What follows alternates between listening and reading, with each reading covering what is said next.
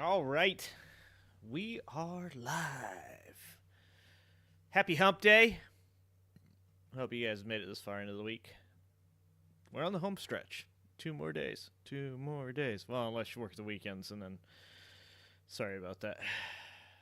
Can we change it? Can we change it from Happy Hump Day to Happy Fuck Trump Day? I think so. What's going on, guys? I see Reverend in the chat. I see Nana. I see Woke Mike. What's going on? Oh, I gotta take off top chat. Remember, turn off top chat, guys. All right. My wife's dog woke me up at like 4 in the morning today. So I went to work early because I was like, well, I'm awake. I might as well go to work. Who does that? Well, I do that. I am the person who does that. I am the person that's crazy enough to get up and go to work because, well, I'm awake. I might as well go. Luckily, I pretty much make my own schedule.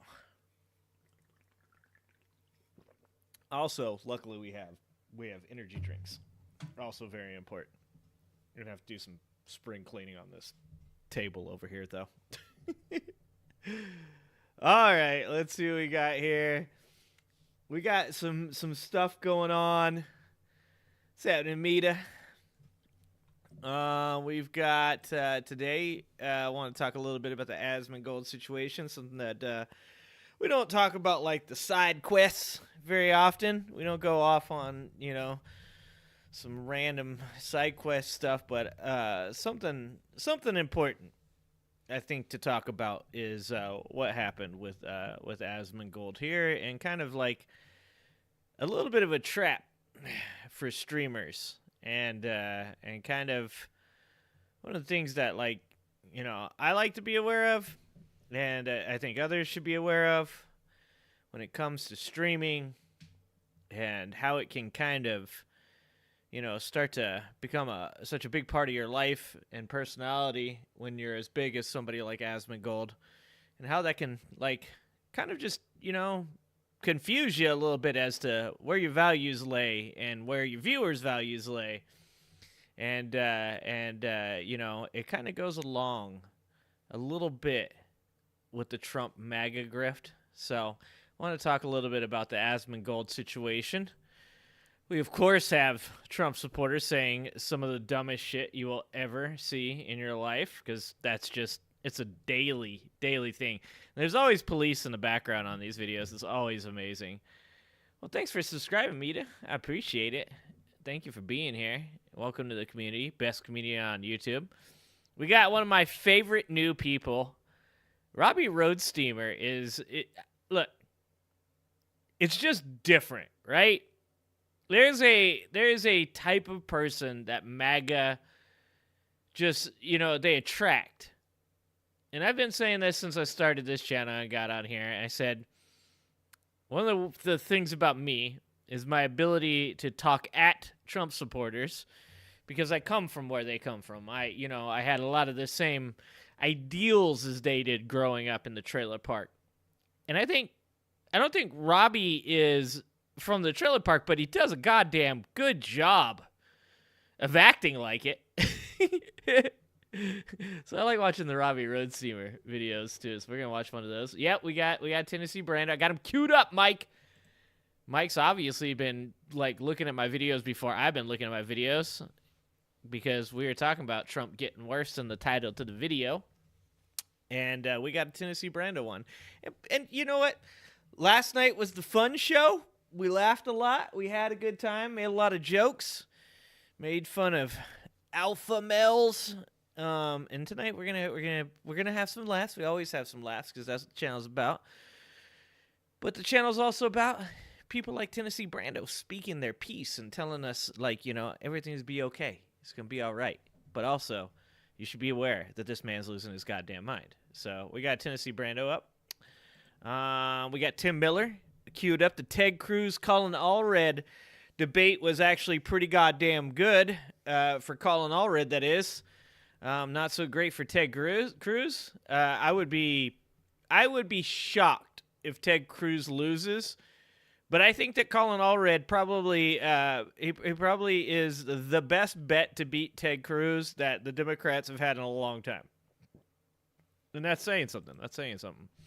We got Trump getting handsy with a black woman. Trump and black women interviewers. It's a bad mixture.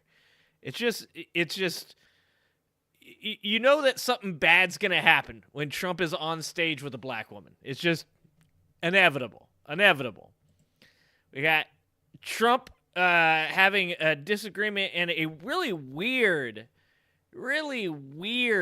like, fucking stray argument, or not even argument. They ask him a question about what he's going to be to do to be not divisive, and he goes off on a rant that is completely divisive and really strange. This is on, I think, Barstool Sports. What else do we got? Mark Robinson being a fucking crazy psycho dumbass.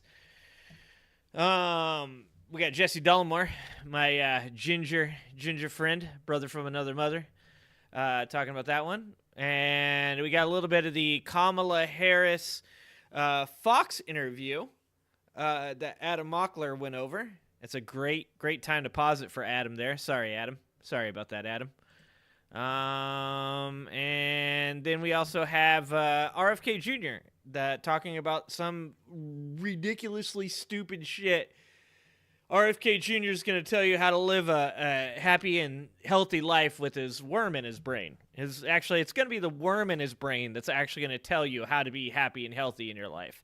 So, as you guys know, I will talk so goddamn long we won't get to probably 2/3 of these videos, but I like to tease you with them. like to make you feel like you're going to get to watch this shit. Crucial Speak says, if somebody can't tell the difference between a common criminal traitor to the country and a regular politician, they have no business voting at all. Also note, Trump did nothing to help his economy. Yeah. That's where we've gotten to, Crucial. With this show, if you watch my show, my channel started about 2 years ago. I say started. I didn't mean to start a YouTube channel.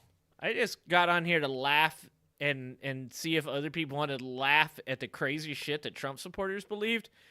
I wasn't very political. I just thought it was crazy, the things that Trump supporters said. I thought it was really weird, so I made this channel not for that. It was actually for a podcast me and my wife were doing. And then my wife quit. My wife quit the podcast, which made it really awkward. And then it turned into just like me watching Trump supporter videos and laughing at them. And ever since then, that's what it's been.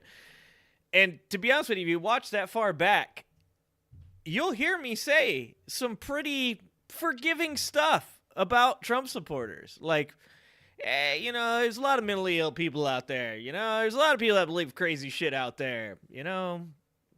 Hey, a lot of people that have taken shots to the head with CTE. I gave them a lot of grace. I was like, there can't be this many of them out there. And then 2 years later now, I'm at the point with Trump supporters where I'm like, really, at this point, if you can't tell the difference between Donald Trump and Kamala Harris and why one is really bad for America and the other one is really good for America, I can't do anything for you. Like, we've given up. We've given up. I did learn to do my research, Reverend. What's going on, Paul? What's going on? What's up, Spitfire? Spitfire in the house. We got celebrity. So anyways, let's get to it. I guess we should just kind of start with the Asmongold stuff, because like I said, I think that this is kind of something that I think everybody that watches YouTube content creators should be aware of. It does have something to do with progressive politics. Those of you that have watched my channel know I don't talk a lot about the Israel-Hamas conflict, because I think that, as far as the conflict itself goes, you got 100 years worth of history, and I don't think I could really do it justice other than to say, that I think that innocent people being killed in any conflict is horrific and undeniably something that should be avoided at all costs. that governments waging wars on each other and using innocent civilians as fodder doesn't matter whether they're allies or enemies. Like, it's just not acceptable. But most of you know, I've stayed away from that topic because I really don't feel that anything that I add to the conversation would be of any real benefit, because I'm not very well educated on the conflict, and I don't want to spread misinformation, and I don't want to stick my foot in my mouth. And recently we've noticed something with specifically video game content creators or video game content reaction creators like Asmongold, like this Andy Pants guy we were watching last night. And that's like, all of a sudden, everybody wants to have a opinion on politics. Everybody wants to have an opinion on these like really complicated issues that are happening in our world that, you know, it's hard to really understand unless you get real deep on the subject and get into it. And like, you have to care, right? You have to want to know something about this. But a lot of these reaction content creators nowadays are kind of taking like some off-the-cuff reactions to some of these things, and that can you can stick your foot in your mouth pretty easily. I know that, and that's why I try to avoid some of those things. And I know I stick my foot in my mouth a couple times, more than once. But I try to avoid the really sensitive subjects, so that way it's not all that impactful. Well, Asmongold here.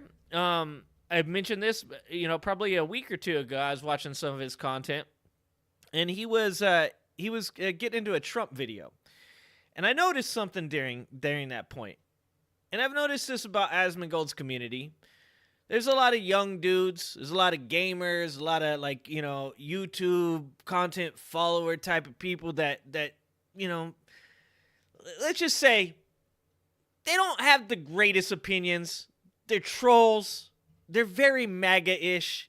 A lot of Giga Chad shit going on.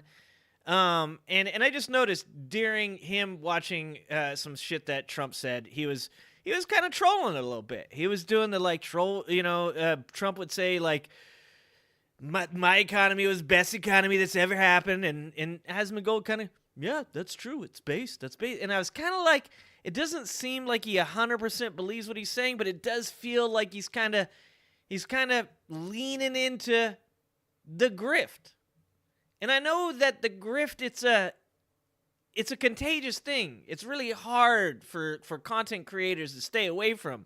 When I speak of the grift, I mean the MAGA grift. It's like those old Looney Tunes cartoons with Pepe Le Pew, where the girl skunk would walk past and the smell would be in the air, and he'd float up in the air and he'd follow it. It's almost irresistible for the content creators to not get involved in the MAGA grift, because it's so goddamn easy. Because there's so many of these people that just want to be, you know, like, they want a popular figure to agree with them, to like Trump. And I kind of felt like that's kind of what Asmongold was going for. And I was kind of sad about that, because I'd rather some of these people stay away from politics that don't have a real good grasp on, you know, who Trump is outside of his bullshit insult speeches, right? And then a week or two pass, and then I see Asmongold's getting canceled. And I thought, oh, I wonder if this is over some Trump shit. And it turns out it wasn't over some Trump stuff. Turns out it was over some stuff that he had to say about the Palestine-Israel conflict. And I thought, well, must be pretty bad. And I'm not going to play the clip of what he said, because I don't really want that on my channel. I don't want to deal with that from YouTube if they take me to task for playing what he said. But pretty much what he said was, he said some things about Palestinian people that was kind of heartless. I am a person that 100% stands against religious extremism. I've talked about it multiple times on this channel. I am what you would consider a secular humanist. I don't have a belief in a God, but if you could prove to me that there was one, if you had evidence for it, I would say it exists. But you got to prove it to me, right? You got to show me the evidence to make it exist. So I always default to, there is no one. There is no God. But if you can prove it to me, then I'm happy. So I think what happened with Asmongold here was he got a little too deep in the right-wing Kool-Aid when it comes to the religious view of Muslims and specifically the Palestinian issue. And in doing so, he said some things about Palestinian people that even I, when talking about religious extremism, think was just out of this world to say. He called them inferior. He said the Palestinian people as a whole and their culture, everything about them made them inferior people. And I'm saying it in a very nice way. So if you're like, that doesn't seem like much, go watch the video. Go watch his video. You'll see what I mean. There needs to be a base level of empathy when it comes to civilians that are caught in these wars between like governments, whether it's the American government and whoever, or the Israeli government and the Palestinians. When you have women, when you have children, when you have people that aren't associated with these governments or these organizations that are terrorists that are being murdered, you should have empathy for those people. And his video he had really lacked that empathy. And I was surprised because he went hard. I thought I was going to watch a video that was very much like, I don't know. I thought it was going to be nothing. I thought it was going to be him just saying, you know, he thought that religious extremism was bad, that you shouldn't support Hamas if they're doing terrorist things to Israeli citizens. And it was a lot worse than that. And he admits that in this video. And I want you guys to watch this video a little bit with me. And then I want you guys I want to go over some stuff with you as a content creator, why I think this is important for you guys to see this video, and also why I believe that hands down a path to redemption should be available to everyone that is willing to admit that they are wrong and is willing to show with their actions. This is very important. To show with their actions that they understand where they messed up and that they want to be a better person. It's very important. Thank you, Fan. $2 from Fan. There's Psycho in that generation. Look at Vosh. I don't want to look at what Vosh is looking at. That's all I'm going to say about that. So that's why listen to Asmongold. This is his apology for what happened. Hey guys, I wanted to... And I didn't turn on... Drink! I didn't turn on the sound. Not the first time, guys. It's not the first time. This only happens once a show. My headphones. We just lost. There you go, buddy. You can do it. Oh. Alright, there we go. Alright. For reals this time, I swear. For reals. For reals. Hey guys, I wanted to talk to you all about what my reason was for getting suspended on Twitch, and also what my plans are going forward. I'm going to try and structure this video into two parts, where the first part is going to be me talking about the Twitch suspension, second part is going to be talking about myself. And the first thing I want to start off with is something that... Yeah, it is like 20 minutes long, so I'm going to try and let it play as much as I can without interrupting him. I know it might sound a little bit insincere because of I'm how gonna pass out ridiculous by this is, 7:30. but I really mean it, and if you listen to the whole video, I hope you can see why. Everybody who's come and spoken out and talked to me and said stuff about me, you know, aside from the, oh, you should kill yourself or something like that, I want to say that I really appreciate you. And also, guys, not real necessary. We have a really strange culture where like that is literally became like a default like criticism of people is KYS. we got to tone that down a little bit. Like maybe give people a chance to explain themselves before we go there, you know? Just like give them a chance. I think this has been something that's a long time coming, and I actually think that this is something that not only I deserved, but it's also something that I needed. And I want to talk about what the reason for that is, but I want to start off and just make sure that that's actually very clear. So a couple of days ago, I made some comments about Palestine and also about Hamas and, some just general, basically opinions that were trivializing the genocide that's happening there. And I don't really want to mince words or try to oh, I wasn't justifying or, promoting it. I said something about it that was disgusting. I said that I didn't care about innocent people getting killed by another force, by anything. And I think that that's a horrible, disgusting, mean-spirited thing to say. And I don't necessarily think that it was really racist, really. But when I'm using language like Palestinians or the people there, rather than what my real language was, I've always been very outspoken and very against religious extremism. And I still am. I think that any religion and any way of thinking that's going to cause you to put other people in kind of positions below you as gay people, women, people with disabilities, anything like that. I think that that's a really bad position to have, and I really don't like that. And I think that my problem and my fault here was that I was making a criticism of religious extremism, and I made no effort. And I feel like almost, I've rewatched the clip, right, or a number of the clips, and it's like I've almost made an effort not to draw a distinction between the two things. I think that a lot of us here can easily say that we're against religious extremism, and I am. But whenever I categorize everybody in the area as this, Yeah, and this is 20 minutes. We're only going to play the part where he has half the video where he talks about where he's going to go with his life, and I'll leave that for a different time. But a couple things, what Redonk said. His mom passed away a couple years ago, and I think sometimes for streamers like this, they get on here, they spend their entire life on this, and they never deal with some things that are really personal and important to deal with. And then it really shows through who they become, their personality-wise and their character-wise, that they haven't dealt with these things.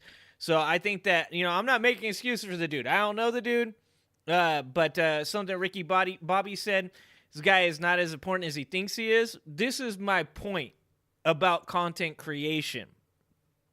I have the ability where I live my life, right? This is something I do on the side of the side even. This is a hobby to my hobby. This is something that, is outside of my family life, outside of my work life, outside of my real life. This is something I get on and do because I have the time to do it. But I think what a lot of people forget about people like Asmongold, some of these guys that have 4 million viewers, the video game content creators, this is their life. This is what they do all the time. So this is what makes them them.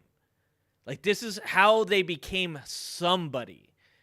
And so they are interconnected with the content they make in a very strange way that I can't connect with, because obviously my values are based in my family, my priorities are based in my career. I have things that keep me grounded outside of YouTube, and I think that this is really something that you guys are seeing with this guy is that he thinks very highly of himself because he has 40,000 people at a time watching his show, telling him he's this person. But really what you are, and this is why I was making fun of that dude last night that was talking about alpha male shit while making content, it's you have no real solid perception of what life is like outside of your content creation when you have 3 million subscribers. You think of yourself as something that when you step outside into the real world, you're not. Because you only exist as this person in this realm. And it's very important to distinguish between who you are on YouTube and what you're doing in real life. Group, then I'm the asshole. and I was the asshole. I had a lot of you guys tell me that. And it's taken me, this is what's so exactly crazy about what it, Redog said. is that Yeah, I fan, think this has been going on now for like 2 years. I think that I've been slowly devolving into the most mean-spirited, like, I don't really even know what the word is for it. Just like the most mean-spirited, rude, like nasty, like just callous, psychopathic version of myself. I think that I've been devolving into this. And a lot of my friends have told me this. My dad has told me this. He said, you've got to chill out. You've got to calm down. I've been like, oh, that old man doesn't know what he's talking about. And I've finally had some level of accountability for that. And thank God. I look back at some of the things that I've said and done over the past 2 years, and I don't think that I've been wrong about everything, obviously, right? But there have been ways that I've communicated and ways that I've acted that are indefensible. And I think looking back on it, it's just disgusting. And it's something that when you get lost in the sauce and you get fixated around like listening and reading feedback and, you know, just getting hyper fixated, this is like your entire life, you lose a perspective on reality and you lose a perspective on the world. And I think that perspective was brought into perspective yesterday and the day before when I was making comments like this. And I feel so stupid. It's crazy. So I'm getting all these people making negative comments toward me. Everybody is telling me like, oh, go kill yourself. I hate you. Everything like this. Do you know who reached out to me? And they wanted to talk and have a conversation and see if I was okay. It's people that were Islamic and people that had fucking family in Palestine. And how humiliating is that? How absolutely humiliating is that? And these were the people I was trying to say were bad. And I feel like such a fucking stupid asshole. I really do. I've always been I guess like I've always been kind of like an atheist. And even as a young kid, I was raised Roman Catholic, and I was always very defiant towards it. And I've always had a negative opinion of religion, and I've also had a negative opinion of religious cultures. And he's getting into something that I've talked about with you guys, you know, where I say this stuff is that when we talk about religion and I talk about religion, I'm always very careful to caveat that if you're a person that wants to live a Christ-like life, if you want to take care of homeless people, you want to be a good person, you want to donate, you want to work at homeless shelters, I fully support you in your religiousness. It is when people do not walk that walk. That's when when they talk the talk, but they don't walk the walk, that there becomes a problem. And it's something that we see a lot on the MAGA side of the fence. We've joked a million times now about, you know, classic Jesus versus new Republican MAGA Jesus, right? And it's like classic Jesus is like, you know, out there taking care of the homeless, washing the feet of the prostitutes, like don't throw the first stone, turn the other cheek, like all of the biblical shit, right? And new Republican MAGA Jesus has an AR-15 and he wants to close the border. And, you know, this is very important because you can, like he said, you can get lost in the sauce. You can get up on your soapbox up here and you can start saying to all these people that are religious, you know, like, you know, you're all the same, you're all garbage, but I have people that follow me that are religious. Nana Gent, who comes in here all the time, religious. You know, it's like, it's okay to be religious as long as you're not a religious extremist. And what I'm getting to is that it's important for me to always remember to partition off the people that are good people that truly just want to believe in a faith away from the people that are full of shit, that believe insane things, that think homosexuals should be punished for being who they are, because those people aren't the same people. And that's why you have to have nuance. That's why you have to be able to talk about things without just being completely absolutionist about these types of things. So I'm not going to play this whole thing. If you want to go watch it, go watch it. You get the gist of it. The man seems to understand that he messed up. And this is where I'm at with people.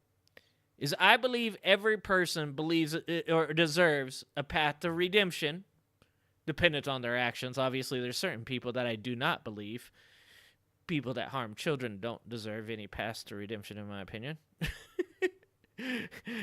But hey, we all have a line, okay? Don't fucking judge me. I'm not a perfect human being. I've always said it. I'm trying to be a good person, not a nice person. And certain types of people, I can't. But I genuinely hope that this dude actually believes everything that he said, because I have watched for the last 4 years so many people that have brought like laughs into my life, people that have brought interesting other people, guests that they bring on their shows in their life. I've watched, people that I love, people that I'm friends with, go down this path where they themselves believe they're fighting extremism, but are becoming extremists themselves. And because of that, it makes me really want to see some people redeem themselves. It makes me really want to see some people that say, you know what? I've been a little bit crazy for the last year or two, and I've said some crazy shit, and I believe some crazy shit, but I think I can be a better person.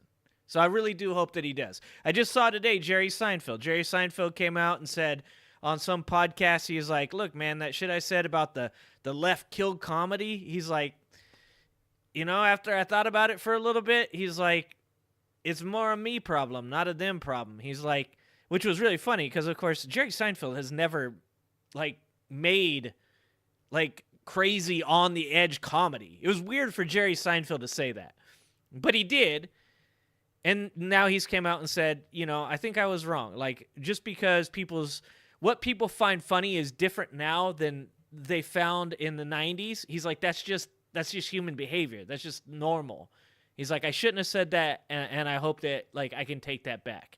So once again, I feel really important. I feel it's really important to offer that path of redemption. Now, I also feel it's extremely important, and he says this at the end of his video. He talks about what he's going to do with his life. He talks about going out in the world and doing things and getting off stream, not being on stream all the time. All big things. All big things. You got to have a balance, man. But I hope that his actions prove that he is going to be what he says he's going to be, because we need those stories, man. We need people that we can see that are going down these weird paths of extremism that can turn their shit around, because we need hope. We need hope. All right. Fan says, I don't have a problem with faith. I have a problem with people that you... Yeah, exactly. That's what I'm saying, Fan. Exactly. Yeah, still going to watch him? He says he's going to clean his house. We'll see about that. We'll see about that, Redog. Fan, $2. Fan says, Dick Cheney endorsing Kamala redemption. Nah, I wouldn't say it's redemption. I think Dick Cheney says... what? Okay, so what I would say about Dick Cheney endorsing Kamala Harris says a lot more about the dire straits of this country's political atmosphere with Donald Trump in it than anything to do with Dick Cheney being redeemed, right?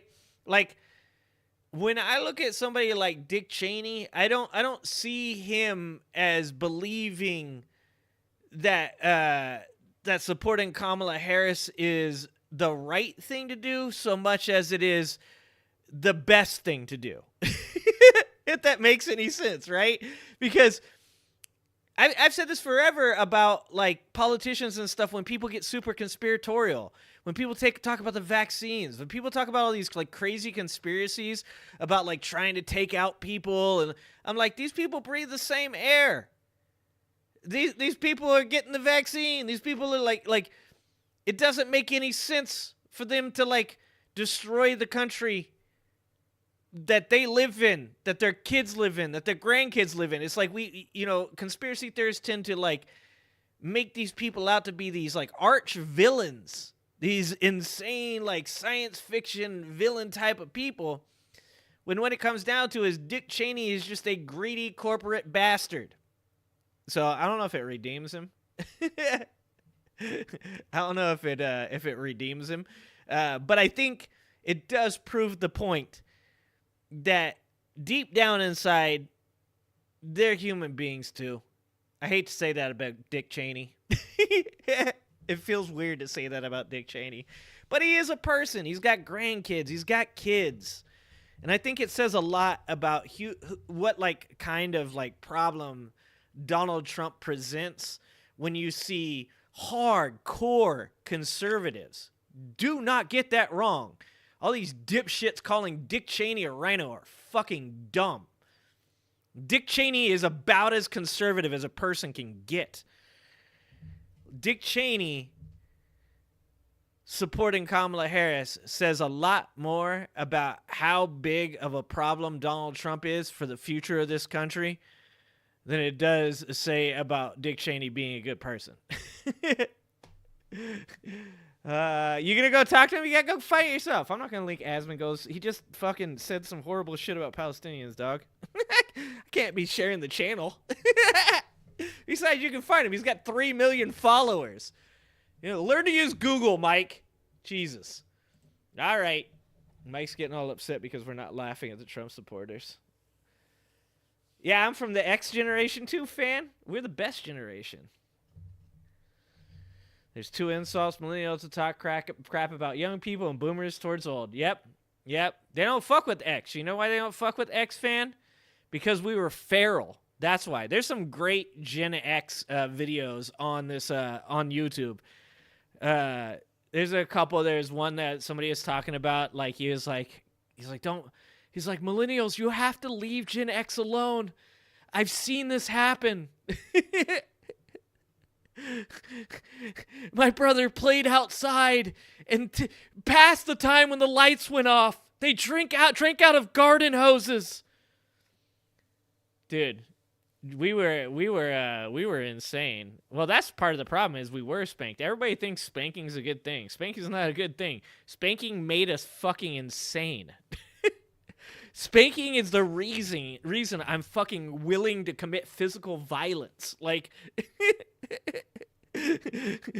we are insane. Generation X, we touched a lot of grass. We touched so much grass. Like, that's why, like, I think Gen X is good for, like, the young generations, because I think the youngest generations, if you're a parent in your Gen X, you can say to your kids that, like, like, they don't go outside much. They play video games a lot. Most of their friends they meet online and stuff like that. Gen X gets to share our stories with our kids and be like, our kids look at us and go, damn, that's crazy. So they get to kind of like, I talk to my kids sometimes about like, well, I grew up really poor and I grew up in a really bad neighborhood. So like I grew up different than other people. But, I tell stories about this one time that we may or may not have made off with somebody's weight bench that was in their front yard, and I tell that story to my kids and they're just like, what the fuck? And that's good, because they should never do that kind of shit, but they should know about it. Look, people steal weight benches, okay? And you should be aware of that. So my kids know about like all the crazy shit about people stealing copper out of stuff, fucking all the insane stuff that Generation X did, but they don't have to experience it, right? So they get to be good people and still know about all the bad shit.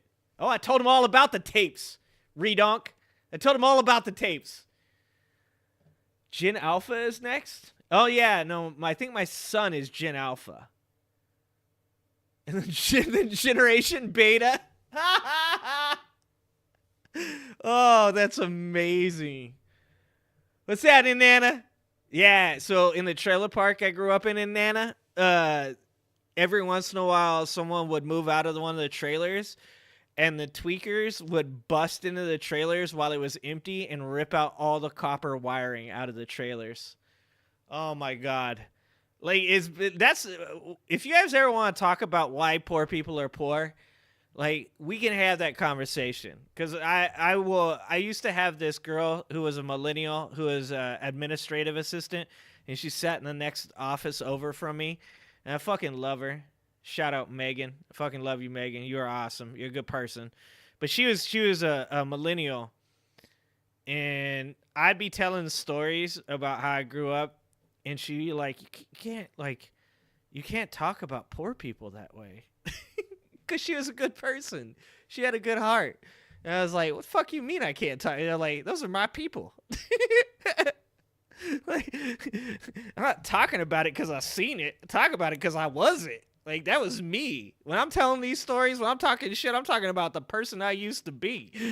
And we had a good relationship, me and Megan. We were good friends. We actually turned out to be real good friends at one point. But yeah, all the crazy shit that poor people do to each other that keeps us down, man. It's tough. It's like one of the main reasons that people stay poor is there's a lot of poor people traps, man.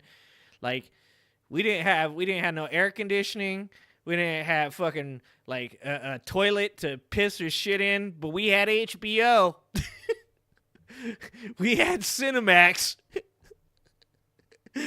Fucking education, man, is education. I was living my truth. Thank you, Redonk. It was my truth, exactly. All right, let's watch some videos. You guys have heard enough of me talking. No one cares about listening to me. I'm the sideshow. I'm the freak. Why do we distinguish between poor white trash and minorities facing the same crap? You know, when you're poor, fan, you don't really distinguish, but there is a difference. Like, poor white trash, my people are different than minorities. And you want to know why? I'll tell you why, because I was watching this video the other day on this dude that was Aryan Brotherhood. This dude that went to prison in Texas and joined the Aryan Brotherhood of Texas. And he was talking about it. And he was talking about the prisons in Texas. And, of course, the majority of people in prisons are minorities for the reasons we all know, right? And so what you end up with is like in some of these prisons, like 50% of the population is black.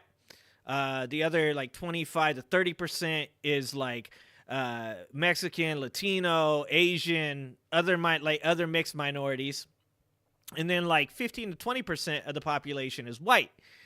And he goes, you know, when you're in prison and they've segregated, you know, you segregate yourselves, not the guards, but people segregate themselves. You band up with your race, right? And he goes, the worst part about that is when you go to prison, you recognize who white criminals are, okay? Because, like, the black dudes that are in there, the gangbangers, the drug dealers, there's a lot of hard-ass black dudes in there. The Mexicans that are in there are all cholos, they're all gangbangers, they're all gnarly dudes. He's like, and then the white dudes that are in there, they're like some old dude that's got 3 DUIs. Some white dude that accidentally ran over somebody. Like massive amount of white tweakers. It's just, poor white trash is just different. Like, minorities, I'm going to be honest with you. I'm going to say something. A lot of white people get really mad at me right now, but this is what I do. I talk shit to my own people, okay? I grew up with a bunch of fucking skinheads and peckerwoods, all right? I know this shit, all right? Poor white trash, we're different because you don't have to be there. Like, minorities are like, fuck. Like the reason I'm here today, I tell people all the time, when people talk about white privilege exists. White privilege exists because I can tell you that, because when I would get pulled over by the cops, I would talk shit. Because I'm a mouthy motherfucker. I have a huge mouth, and I wasn't afraid of being shot. And I never got shot. But every time that I had a black man in the car with me, he got pulled out, he got rolled up, he got checked for warrants every single time. When I went to get a job, I didn't have a problem. I went around, I put in applications everywhere. I talked good. I dropped the accent. I talked like a regular guy. How's it going? But I'll tell you this. One of the first jobs I had as a manager, I was a manager at Taco Bell when I was 19 years old. And I worked for this dude named Mike. And I was talking, and I did not drop the accent at that point, and I didn't know I was supposed to. And Mike said, "Hold on, 1 second." And he closed his eyes, and he said, "Okay, now talk." And when I started talking again, he laughed, and he said, "Yep, that's a black man standing right there." That's the type of shit that keeps people like down that are trying to get out. Me being ghetto to him, even though I was white, said, "Oh, you're pretty much black." And that's what I think is the biggest difference. Is that like when I was there, I was always given the grace of being a white person. Where the dudes I grew up with, my best friend Sean, my dudes Roy, Tyrone, like they couldn't get those jobs. And that's why there is a real problem. And that's why I say, like, I don't claim a party. I'm not part of a gang. You know, my channel is called Progressive Matters because my progressive values are my most important values, but I wouldn't consider myself a progressive. I think I lack some of the empathy that real progressives actually have because my life experience has made me a little bit of a rougher character. But for me, my progressive values are my most important values because I have seen real racism. I grew up with dudes with swastikas on their face, on their stomach. You know, I grew up near Oildale, California, which is one of the most racist fucking places you'll ever be in your life. You know, that's Nazi lowriders, it's Peckerwoods, Featherwoods, it's 88, the SWP 23, Aryan Brotherhood. Like, I've seen real shit. And so that's why it's really important to me that my progressive values are my most important values. But, oh, yeah, no, 100% fan. Fan says, "I don't know, man. I feel like being poor, I have more in common with minorities that face the same crap than upper middle class people. All my friends growing up had no money." Yeah, 100%. But that's why I was accepted by... So what I'm saying, fan, is I was accepted... Well, first of all, I was never accepted by the skinheads, just so you know. Like, the first fight I ever got in was with a Peckerwood because my best friend was black. And I was like 10 or 11 years old, right? And I got in a fight with a Peckerwood. But I was always accepted by the minorities. Like the Crips in the neighborhood, my best friend was half black. His sister was mid-city. You know, like, I always got along with minorities better than I even got along with the poor white people. And that was because they were more accepting of me as a person and stuff. And, like, I didn't have to, like, be a certain... I didn't have to claim, like, you know, put that shit on my skin. Stupid, you know, white pride shit. But, yeah, like, I even today, like, I still identify... That's why I can talk to Trump supporters. Is because I still identify with the downtrodden. I still identify, like, I'm more at ease with, you know, people that have been through some shit than I'll ever be with the upper middle class. Like if you put me in a room talking to a distributor that's a multi-billion-dollar distributor, you put me in the room with that person and I turn it on and become the person I'm supposed to be as a leader, as a manager, as somebody that works with the business. Yeah, I can do that. But I don't feel as comfortable as I do sitting here talking to you guys about how I grew up. Later, Paul. Thanks for stopping by. Appreciate you.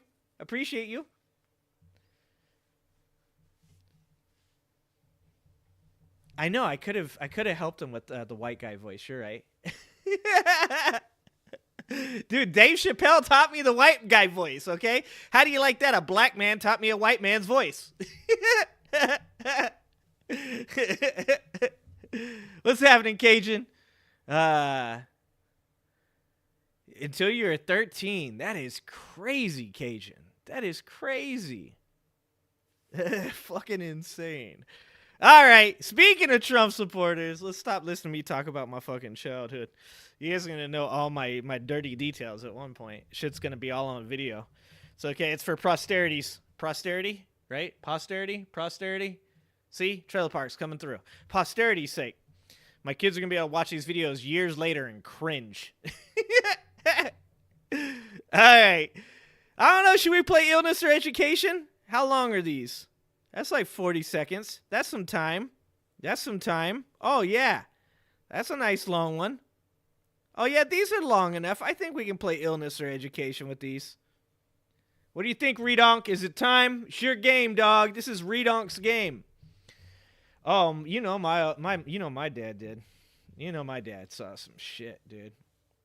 Talking about my grandpa and stuff. It's happening, Don Cron. All right, guys, take a look. Let's play. Is it illness or is it education?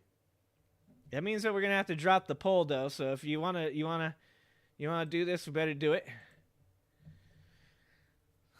The poll says gonna be P. Diddy's cellmate. What up, Nathan? All right. Let's see. What do we got going on here? We're going to call this lady 3 Chains. It looks like she got some almost Native American necklace wear going on. Probably some earrings she made herself. Some bedazzled glasses. She does have the bare basic minimum of Trump merch to be at a Trump rally. She does have a shirt, a pin, and a hat. I mean, that is bare minimum to just gain admission to the Trump rally. You have to have at least a shirt, a hat, and a pin. So she's got that. She's got a look on her face that says, I'm about to say something completely fucking ridiculous. I want to use a different R word, but my wife will yell at me.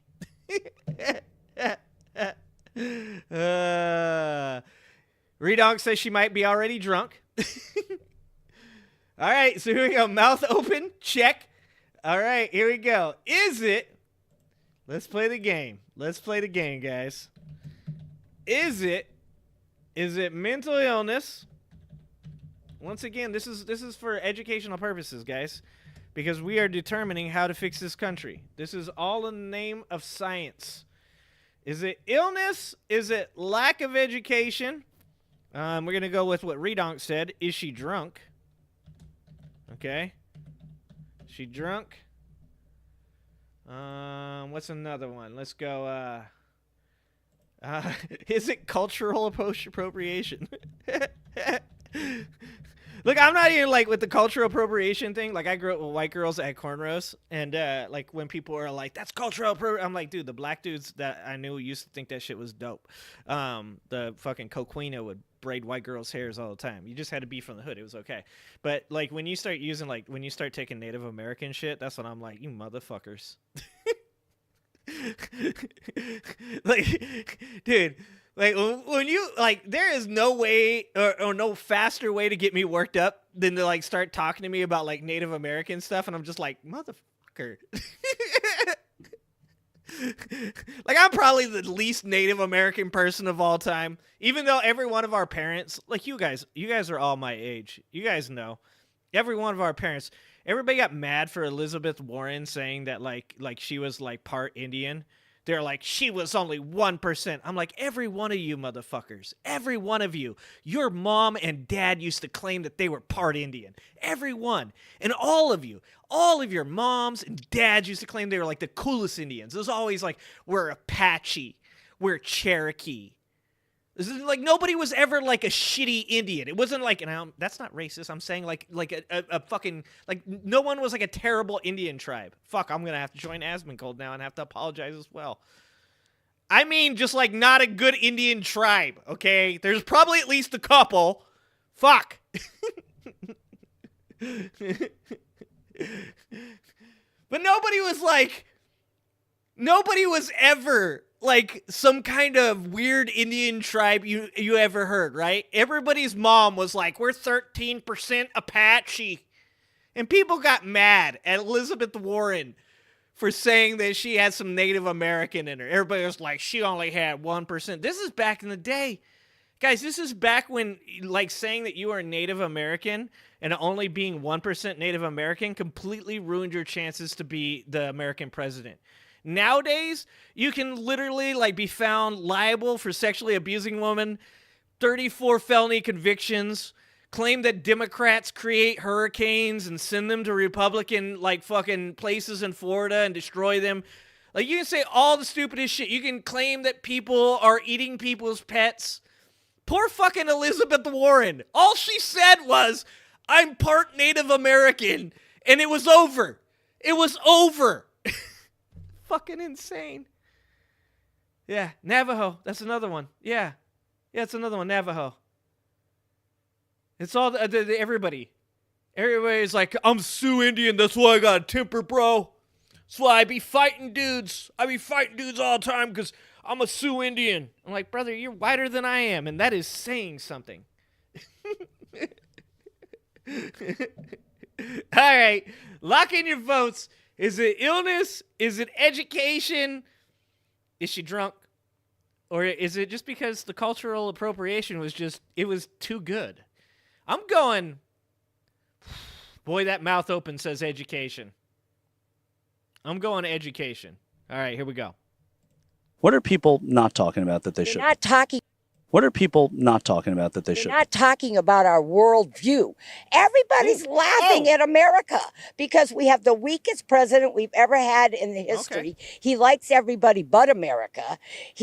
Well, because he's crooked, he's gotten a lot of money, millions over the years with his son Hunter. But the thing of it is, Russia, China, everybody's laughing because we have no strength. We are not the America of 10 years ago. It's scary. So we were stronger when President Obama was in office? No. It was 10 years ago. No, yeah. Obama started this whole mess and started dividing us. When Trump came in, he started getting us back to our roots, back to loving America, back to helping get rid of the regulations so we can be more energy efficient. Now, look at, we're buying our oil from where? A foreign country when we have enough here in this country to take care of us plus many? Well, we've always bought our oil from other countries. Yeah. No, but we could produce more here. He's hurting big businesses. Look at what's going on. You've got big businesses that are going out of business. Did you hear about the drug? Not CVS, but one of them. They're going out of business. They're closing over 100 stores. That has nothing to do with being able to get stuff online and from Amazon? No. You started to talk about immigration. Tell me about it. All right, I'm going to give you guys a chance to change your vote if you'd like, but I'm 100% with education on that woman. That woman just felt it mass so goddamn hard. It's just like all the Trump people. This is how dumb Trump people are, okay? Weren't you better off 4 years ago? Like, it's not even that fucking hard to, like, recognize that 4 years ago was pandemic time, right? Like, I mean, we all remember that. 2020 was a terrible year. Fucking people were dying left and right. We're all masked up. People weren't allowed to kiss or hug their loved ones. Bodies were being stacked in freezers. I mean, for some people, it was great. They were just getting stimuli and watching Netflix and eating Uber Eats. I mean, my ass had to go to work, though, so it wasn't great for me.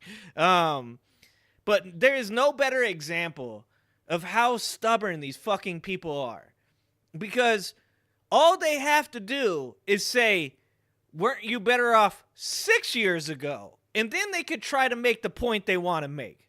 I mean, they would still have to, like, argue that, that we're not in a pandemic right now, or I'm sorry, we're not in a pandemic recovery state right now.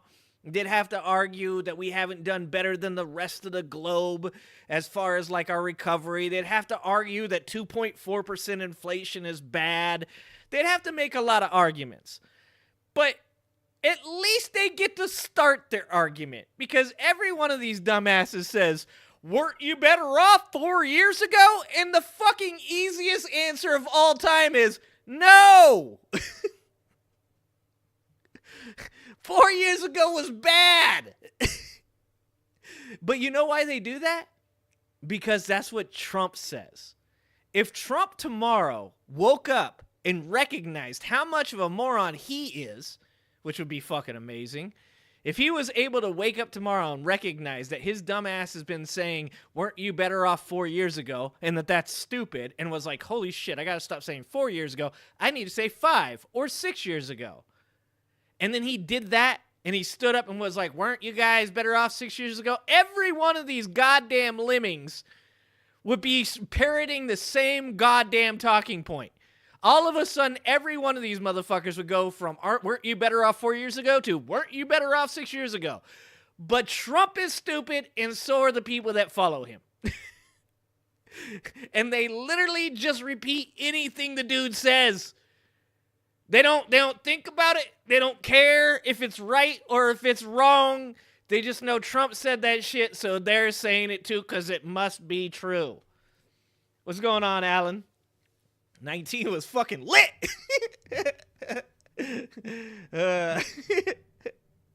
What's happening, Cool Ed?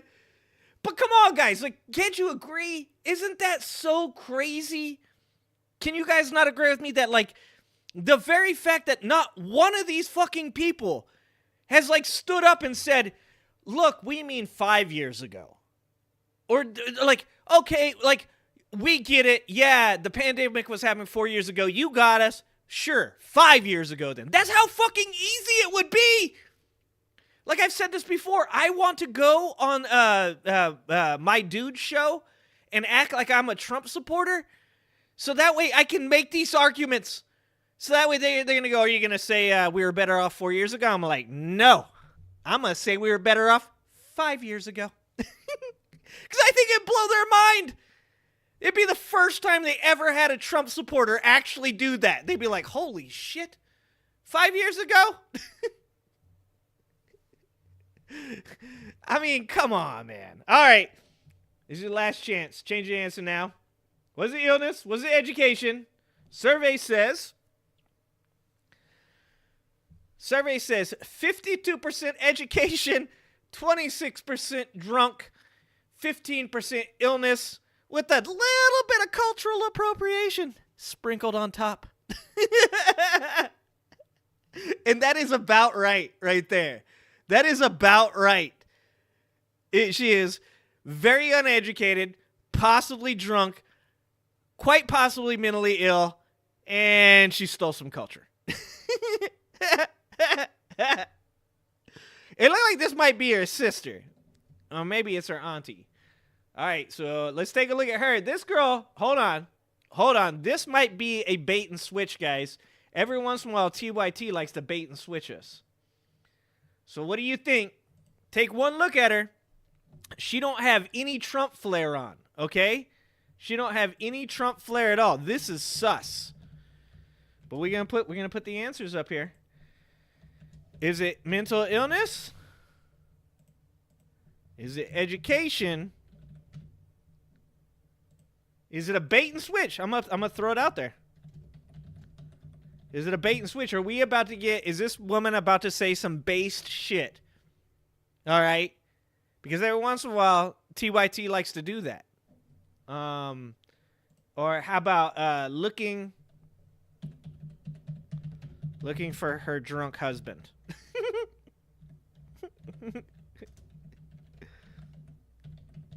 All right, that one fits. All right, here you go. Here's your answers. You got to pick one. Okay. Is this woman mentally ill? Allegedly. Does she lack a proper education? Is it a TYT bait and switch? And this woman's about to say some base shit that you're going to be surprised by. Or is this woman here looking for her drunk husband? Okay? She's like, where the fuck is Bob? All right, lock in your answers. Lock in your answers. And here we go. You get a little bit at the end of this lady. Oh, this next dude's gonna be amazing. Line and from Amazon. No. You started to talk about immigration. Tell me about that. So who are these people in our country? They're not vetted, Uh-oh. right? We don't know nothing of them. So They're asylum seekers, essentially. Right? Dude, I love the faces when people think they're so goddamn right. Where are they? Who do they? It's crazy, isn't it? Like, it's like, I know I'm correct. I'm about to drop knowledge on you. Like, okay. Right. and that's fine. You know, I love people. I love diversity. I do. I honestly, in my heart, I do. What I see on TV, what I read on the news, is a lot of people getting bussed from Texas. Governor Abbott saying this is education. we cannot sustain all these people coming in. Yeah. Do you think that's PR and propaganda, or do you think that's you take him at his word? You know, one point in that Asmongold video that I thought was real proper, was when he said, you know, a lot of the shit that I regurgitate about the Palestine conflict was just stuff I had heard. It was just friends of mine said it. It was other content creators I was around. He's like, and then I kind of recognized I don't ever see any of this stuff. And that's really, like, in a nutshell, one of the biggest issues in America right now. It's a bunch of people that are super upset about something they have never, ever experienced in their whole goddamn life. But they're super upset about it. And that's what this lady's saying right now. She's like, yeah, like, no, like, do I see it? Do I know about it? No. But Governor Abbott said it's gone, and he's a politician. All politicians are corrupt, but he wouldn't lie to me. Not my politician. No, I absolutely believe it, because the reason I say I believe that is because Governor Abbott, he's sitting there saying he can't sustain this. So I should put Abbott, he's Good not even call, on the border Nana. where Texas is, right? And if Abbott can't sustain the influx of immigrants that are coming, then what? Wait, what did she say? Abbott's not on the border? What? He's sitting there saying he can't. PR and propaganda, or do you think that's you take him at his word? No, I absolutely believe it, because the reason I say I believe that is because Governor Abbott, he's sitting there saying he can't sustain this. So if Abbott, he's not even on the border where Texas is, right? And if Abbott can't sustain the influx of immigrants that are coming, then what do you think is happening in Texas, where they're right there on the border? I mean, that should speak volumes. Wait a minute. Isn't he the governor of Texas? Am I wrong about that? What the fuck is this lady saying? Right? Volumes, right? What do you think is the biggest danger Hold on, in one more America? time. So if Abbott, PR and propaganda, or do you think that's you take him at his word? What? no, I absolutely believe it, because the reason I say I believe that is because Governor Abbott, he's sitting there saying he can't sustain this. Okay. So if Abbott, he's not even on the border where Texas is, right? And if Abbott can't sustain the influx of immigrants that are coming, then what do you think is happening in Texas, where they're right there on the border? I mean, that should speak volumes. Holy shit.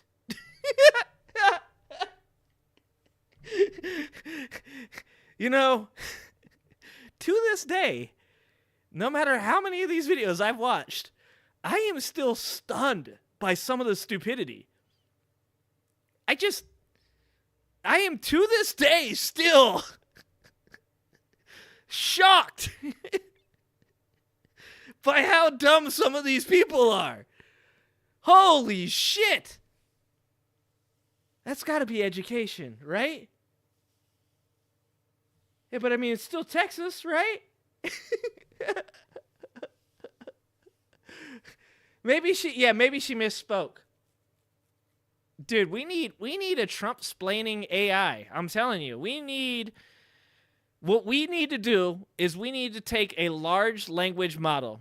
And this is a completely frivolous use of extremely, insanely amazing technology. But look, we all know what human beings are going to use AI for, all right? It's going to be just like celebrity pornography. Let's be honest, okay? So this really isn't that far-fetched. We need to take a large language model, and we just need to feed it Trump supporter videos. And then it needs to explain to us in terms that we can understand what the fuck these people are saying. And I mean including Trump.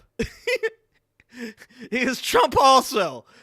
Trump, like these people, once again, he said, they love me because I'm like them. And I was like, what the fuck? You're nothing like them. And I have been proven wrong over and over again, guys.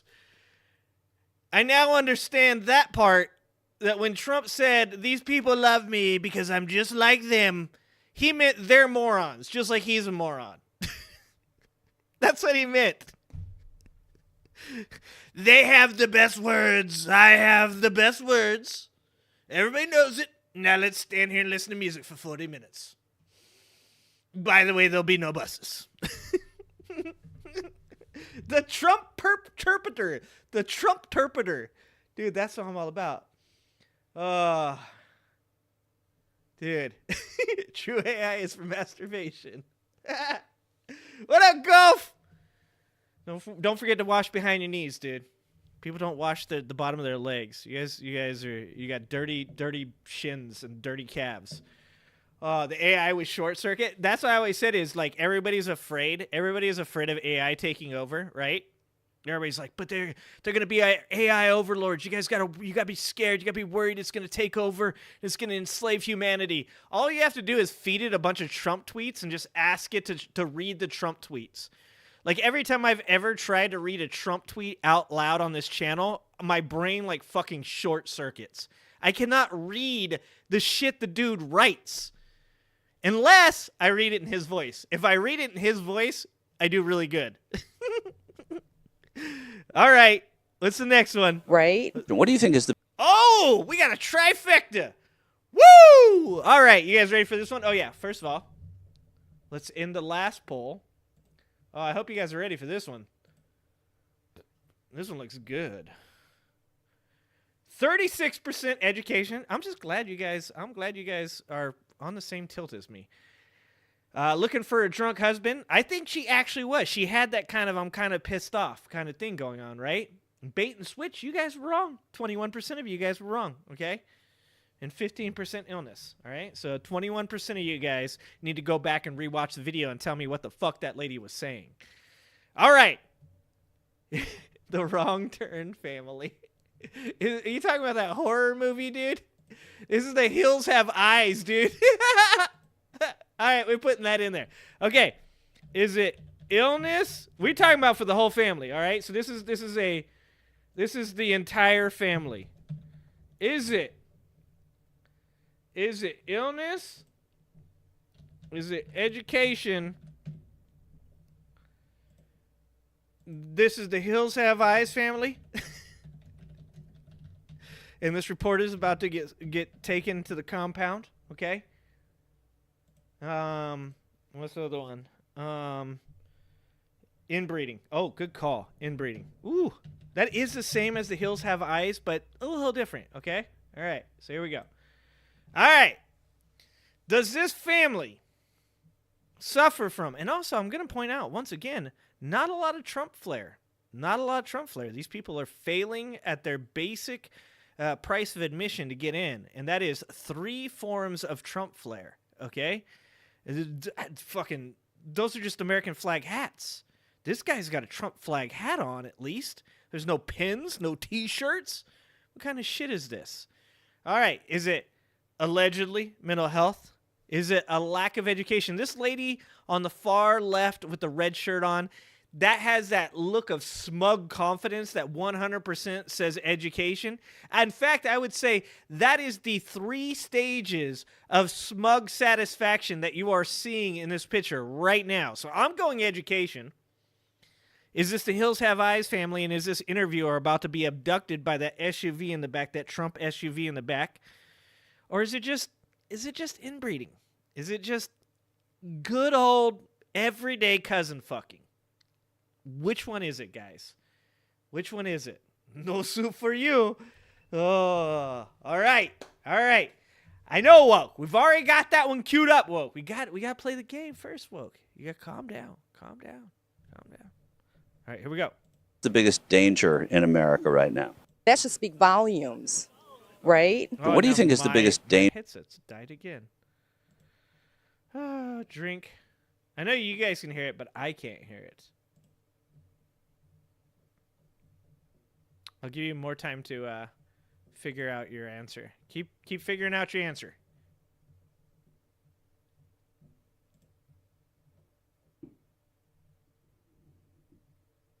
I think it keeps trying to connect to my phone. My headset keeps trying to connect to Danger my phone. in America. I bet he's border. I mean, that should speak volumes, right? What do you think is the biggest danger in America right now? The people pouring in from over the border. Oh, I hell mean, yeah, brother. As he always said, and he has said for many years, the fentanyl, the terrorists. Oh, yeah. I mean, we've got Terrorists, enough problems with fentanyl, our own people come across the much border. less to bring in from other countries. And what is it about? I mean, this is a nation of immigrants. What is it about immigration that gives you pause right Dude, I love that she has a cross on. This is exactly what I was talking about earlier. I support people being religious. I support them being Christ-like. But you can't be wearing a cross and talking the shit you talking, lady. now? Well, it's not immigrants because my family came straight up, from Bucket? Italy. So it has nothing What to up, do with Diddy? immigration. It has to do with the fact that they're not even checking these people. funny, My Diddy. uncle was not allowed into the United States when my grandfather came because he had an eye condition. Now they're just letting anybody come in. It's a free-for-all. Hold on. She's mad at immigrants.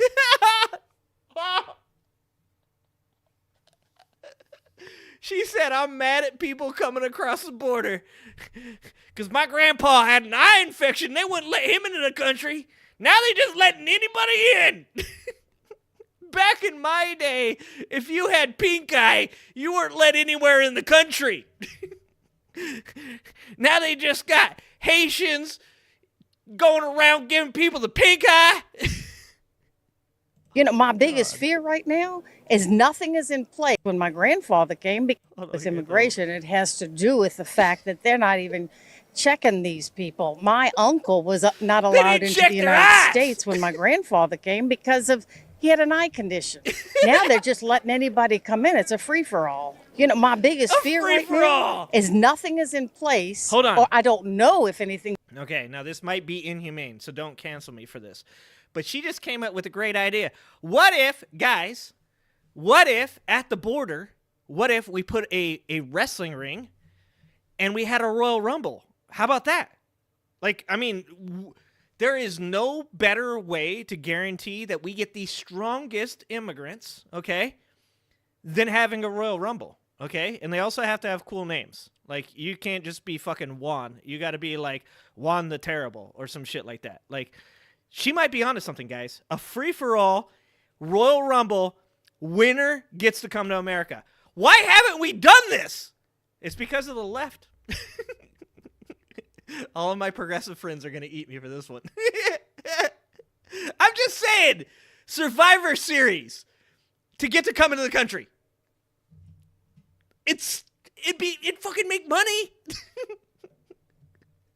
Things in place to not have the Juan the weirdo. election stolen again. That's my biggest fear. So you think it was stolen last time? Absolutely. What is Wait. Oh, I gotta go back because she went through glaucoma, she went through fentanyl, she went through people coming across the border in a free for all, and somehow we ended up on the election being stolen.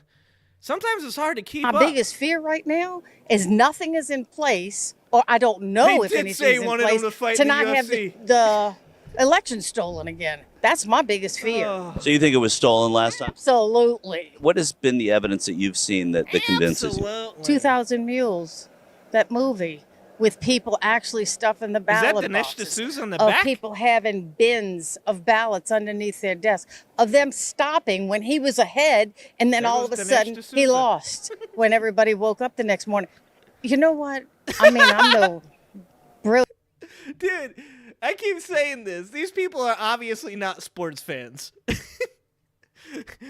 These guys never watched the Atlanta Falcons go up 28-3 on the New England Patriots at halftime, okay? They're like, the numbers just don't work out. He was winning, And then when we woke up, he was losing. How does that happen? Like, man, I hope you guys have never, ever seen a comeback in sports. Can you imagine watching sports with these people? What a fucking downer they'd be.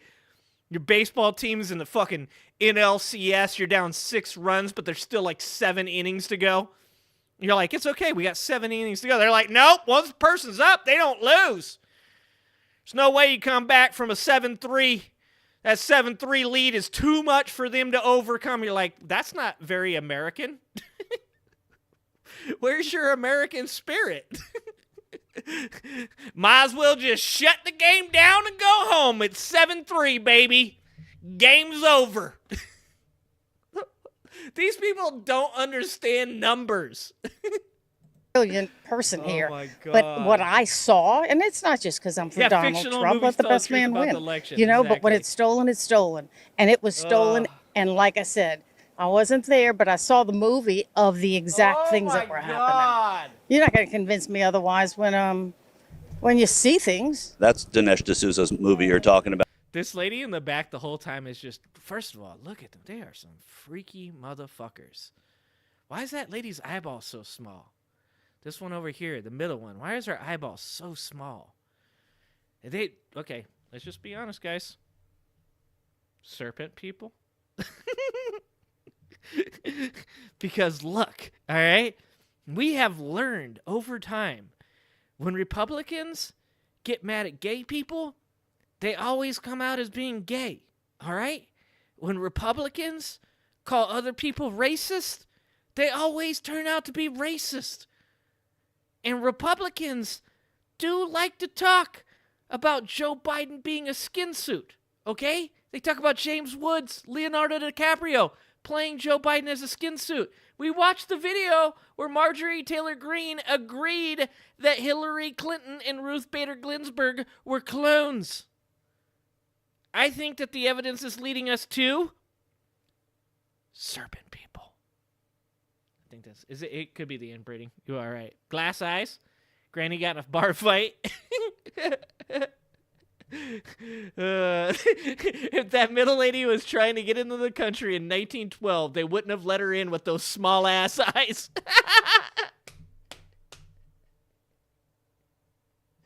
Oh, Catherine, I'm dying. Oh my God. My grandpappy couldn't get in because of his eye condition, and his granddaughter, she got in with 2 small eyes. This guy's got glasses on. Look, she got some demon eyes, she got small eyes, and this guy won't let us see his eyes, okay? And why is he so quiet? Why are they just standing there while she does all the talking? Is she the smart one? Is this the highest IQ in the group? Or is it the person that's not talking? It's probably the person that's not talking, right? They're like, fuck that, I'm not talking. I wasn't there, but I saw the movie of the exact things that were happening. You're not going to convince me otherwise when you see things. That's Dinesh D'Souza's movie you're talking about. The courts have poured over everything. People from within the administration, Republicans who were state secretaries of state have said it didn't happen. What would it take to convince you that it was a legitimate election? Oh, they would have to really convince me, because the bottom line is Trump was out and about and rallying, and Biden was in his basement. Biden did nothing. Did absolutely nothing to win that last election. He didn't. God, these people. He did nothing. Just because Trump was the harder worker. Not just that. I mean, look at his policies. Look at what he did. How he turned this country around from the Obama generation. I never got the impression that Obama loved America. He was from this place and that place, and do we really know where he was from? Well, he was born in Hawaii. Bruh. Yeah, he's from Hawaii, and I believe he's a big fan of Chicago. What the fuck do you mean, do we know where he's from? She's like, where do black people even come from?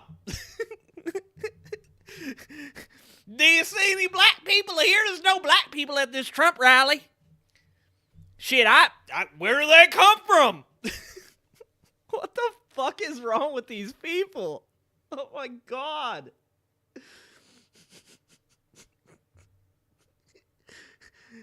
She's like, have you ever met anybody else named Barack Hussein Obama?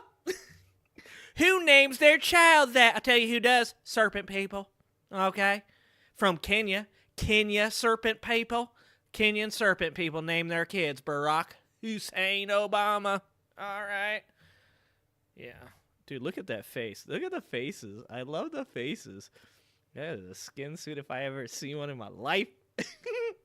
Hawaii when in the United States. God. Right. He was born in Hawaii, but Trump, he was an open book. I know I sound stupid to the Democrats right now, but no, I think Trump, if he doesn't have something in place, the same thing is going to happen with Biden. What would you say is the scariest thing that's happening? Okay, hold on. Whoa, this guy's nipples are all out front, brother. Wear a bra. This guy needs a bro. Oh my god, dude. And also, why is your nipple so far down there? It's not where it's supposed to be. Oh my god. Okay, this is your last chance to change your answer. Was that illness? Was that education? Was that inbreeding? Or was that the front family from Hills Have Eyes? And as Denny said, do they have their Kamala Harris supporting family members in a trunk? That's a good question, and that should be investigated, FBI. Woo!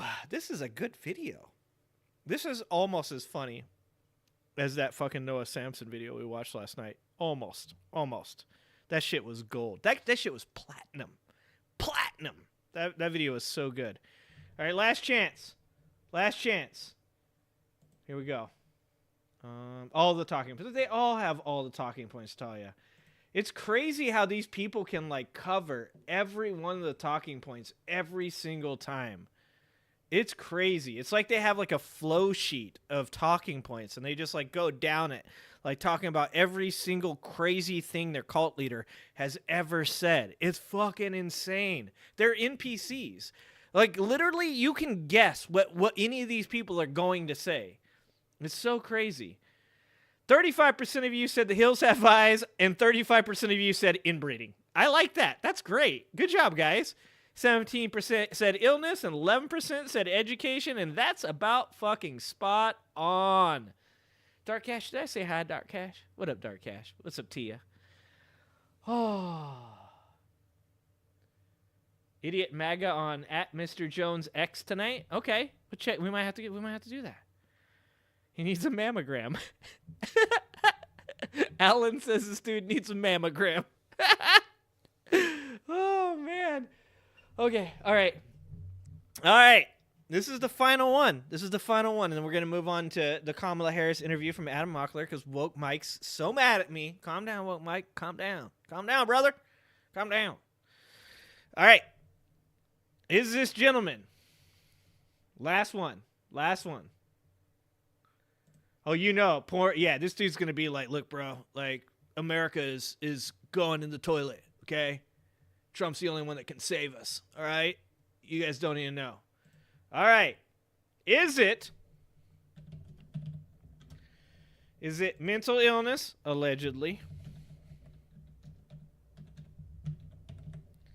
Is it a lack of education? This man looks like he might come from a little bit of money, so...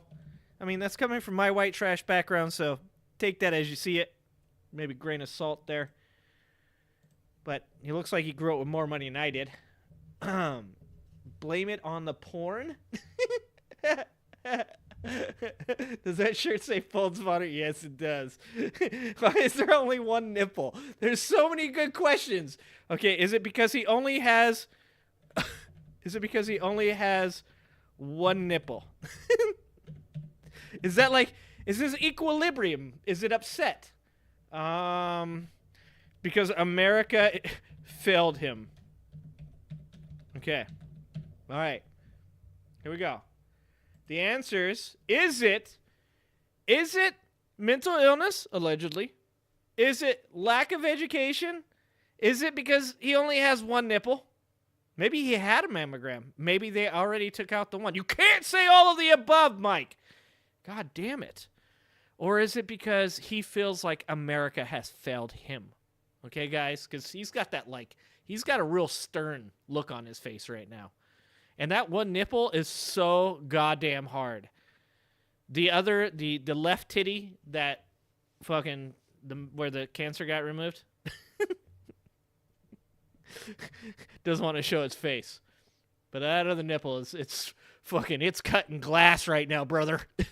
Like, some Pointer Sister shit going on right now. In the country right now. Here you go.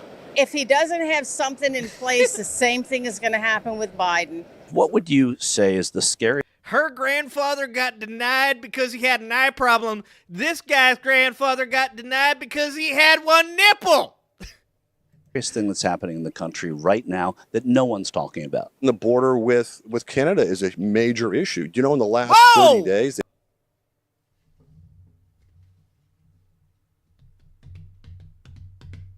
Hold on. Did he say the border with Canada? Did my dude just say that the border with Canada is an issue? You mean like, is this, hold on, is this guy a Canadian? Because if he's a Canadian saying that the northern border is a problem, I could understand that. Like, Canadians should be afraid of Americans coming across the border. 100%. That's a new one. Oh, are there Chinese? Are they from China? Are the people from China coming across the Canadian border? The Chinese, they know, they can't come across the Mexican border. We're too smart. So they come across the Canadian border. With maple syrup, they sweeten the deal. Oh, dude, that was amazing. Let's hear this. That was fucking amazing. That's one I've never heard before. It's the same thing is going to happen with Biden. What would you say is the scariest thing that's happening in the country right now that no one's talking about? The border with Canada is a major issue. You know, in the last 30 days, they've caught 6,000 people on the New England border with Canada. That's more than they have in the last 20 years. There was people from 72 different countries. So we're being infiltrated at all corners and crevices around this country right now. And all of our crevices that's not are being good. invaded. And we're catching people on the terror warning list and things like that. So isn't that good? That means that we don't have open I border. was gonna say, isn't it? Aren't we supposed to catch the people that are on the terror warning list? Like, that's some straight up Trump logic right there, isn't it? Donald Trump's like, there's no terrorists in America in all 4 years. And you're like, wait a minute. No terrorists at all? He's like, none. Like, how do you know that? He's like, we had 0 get caught. There were absolutely no terrorists at all at our borders. That's right. No terrorists were caught for 4 years. Count them. 4 years. No terrorists caught at either border. That's right. Take that, Biden. I'm going into my Anchorman. Sometimes I fall out of Trump into Anchorman. Oh my God! Right? If we're catching people coming over, it's the ones we're Canadian not terrorists in our crevices. Oh my God! What the fuck is this? Young Turks. Sad and Perry. What up, DJ? Blame Canada. Blame Canada. Remember when the Chinese spy balloons flew over and everybody freaked out? Remember that? Okay, Mike. I have to rant for like 30 minutes between each video. This is how we get away with this, okay? You guys all know TYT, and I'm not linking TYT's channel until TYT gets their shit together, okay? When TYT gets their shit together, I'll start linking their channel again, all right? The only person currently I'm okay with on TYT is the guy who gives the interviews. I don't even know his name, but that guy, it's like some half-baked shit. I see Jank, I'm like, fuck you. I see Anna, I'm like, fuck you. I see the interview guy, I'm like, you're cool. And I'm out. All right? That's where I'm at with TYT right now. They need to get their shit together. All right. Woke Mike wants to watch the Adam Mockler Fox News video. The drone mothership. No, we're going to... Dude, have you seen Robbie Roadsteamer yet? Redonk, have I played a Robbie video for you? We're going to play this one because Woke Mike wants me to watch this so goddamn bad. But after that, we're watching the Robbie Road Steamer video because Robbie is my favorite person right now, okay? That fur is amazing. It probably costs like $250 at the fucking local Goodwill. That was probably the find of the century, okay? Robbie is so fucking cool. The new government confirmed UAP stuff. No, I haven't seen it. I want to see it. We'll have to take a look at that. All right, here we go. This is Adam Mockler. Okay, so this is Adam Mockler talking about the interview that Kamala Harris just did with Fox News. So we'll check it out. All right.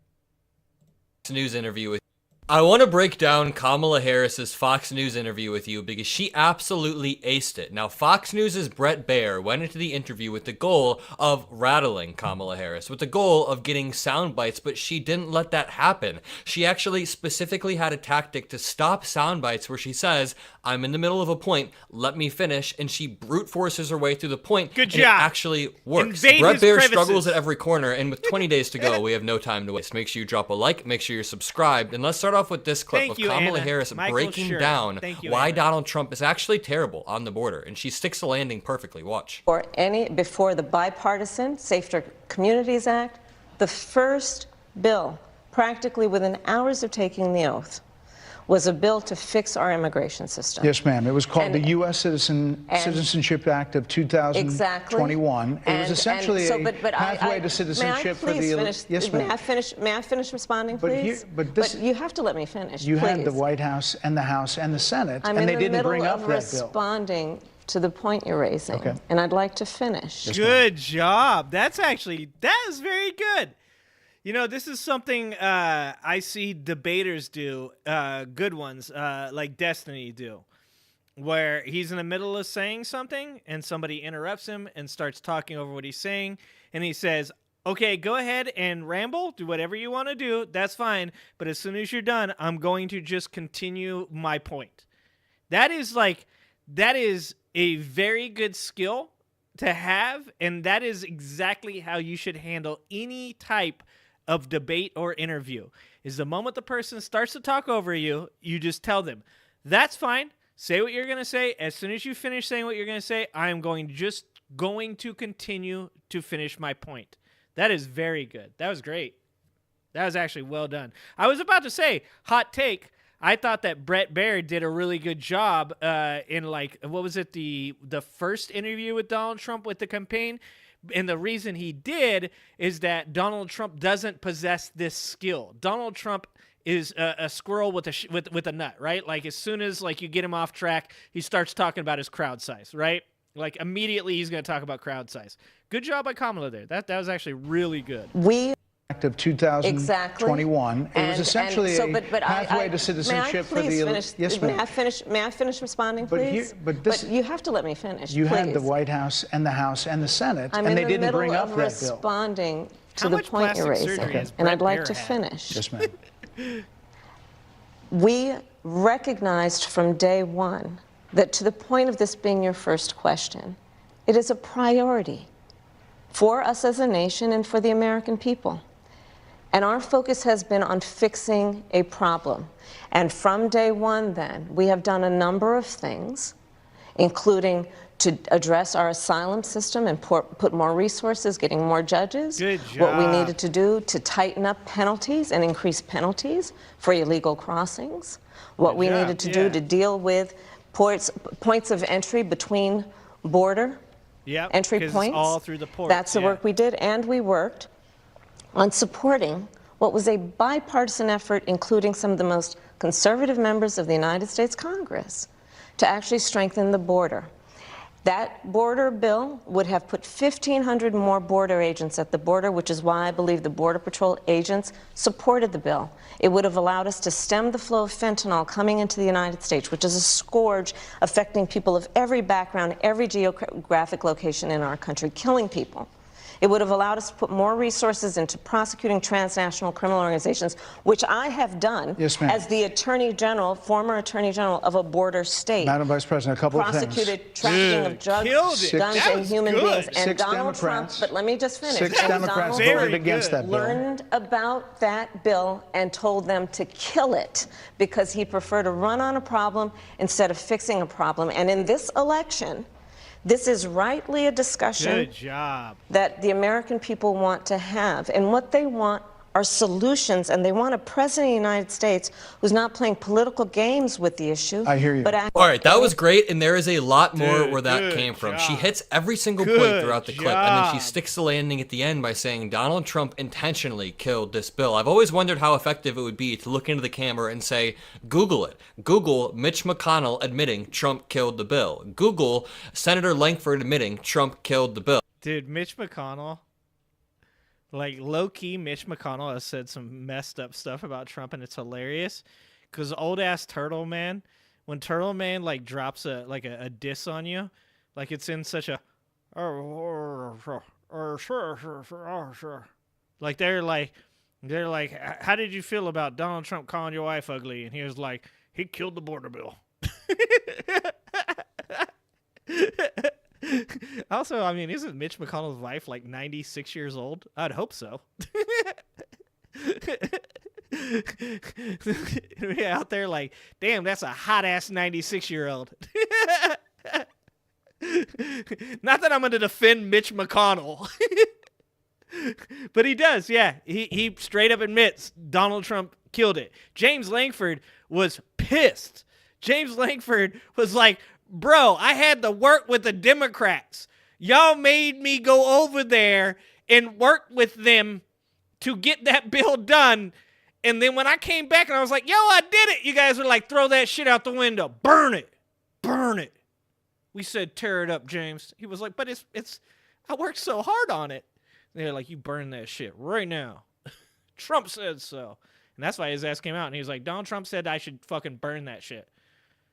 Dude, that was actually really good. I think that would be cool to see the increase in Google's. I think she did that with Project 2025 as well, but she has to walk a fine line here. She has to be firm and respectful at the same time, because women candidates in general have always had this stigma where if you're a little bit too firm, you come across as too harsh, but if you're not firm enough, people will walk all over you. I mean, it's hard to be a woman candidate, especially on the national stage, but as Kamala proves through this interview, she's walking that line perfectly. Right here, Kamala is talking about border security more and empathizing with the victims. I mean, there was a point in this clip where I thought she was winning over Brett Baer. She's talking, he's nodding his head, he's listening.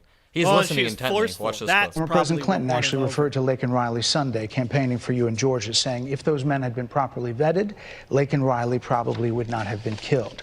So if it wouldn't have happened, this is well before any negotiation.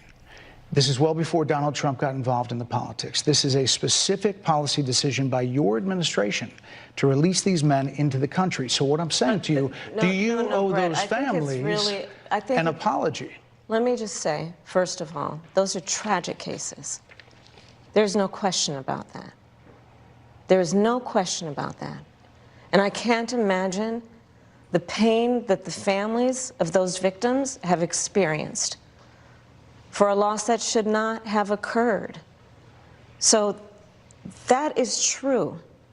It is also true that if a border security had actually been passed 9 months ago, it would be 9 months that we would have had more border agents at the border, more support for the folks who are working around the clock trying to hold it all together. More asylum judges to process people in the right way, more funding and resources overall, as she said, and I can't stress this enough. The main point here is that by killing the border bill months ago, Donald Trump effectively sabotaged any real progress or any real potential of progress along with Republicans that could be made, so they could just use this as a wedge. Yeah, so think about it like this. Conservatives use what Brett Baer just said right there, right? Like he's like saying like, well, like you could have done the border security bill earlier and it would have stopped this from happening. No, it wouldn't have. No, it wouldn't have, because Donald Trump would have killed it then too. Republicans would have killed it then too.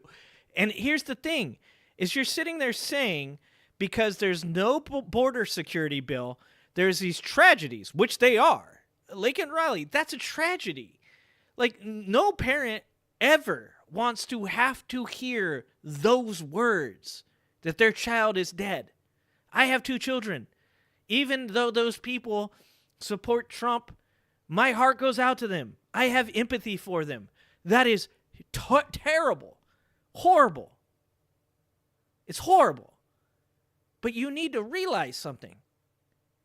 Donald Trump, by killing that border bill, if you believe that Laken Riley died because those people were coming across the border, then Donald Trump enabled more people to come across the border to commit those actions due to his own hubris, because he didn't want that bill to be passed before the election. Think about that for a second. Think about it.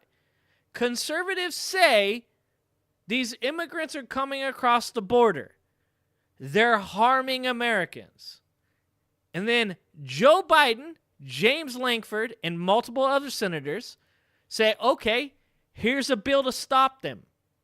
And Donald Trump says, don't pass it. So tell me again how much Donald Trump cares about Laken Riley. Tell me once again how much Donald Trump actually believes that what he's saying is actually happening. Because if you cared about these people that are being harmed, if you thought that a good border bill would stop that from happening, you wouldn't care what administration that it happened under. If that was my child, I wouldn't give a fuck if it was Biden passing the bill, and I wouldn't give a fuck if it was Trump passing the bill.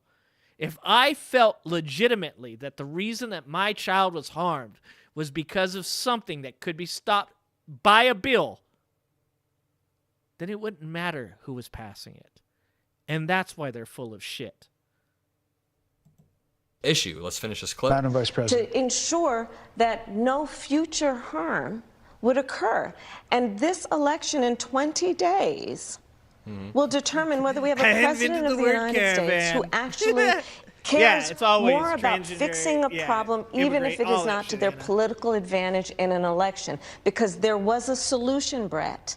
Very well said. And somebody in the comments says, the posture says it all. She's sitting back, explaining in a calm, relaxed way, and he's leaning forward, trying to be more aggressive, but she is controlling the situation very well. She's been very presidential today, and I do want to say this is being injected into the homes of millions of Fox News viewers who want to see VP Harris crash and burn.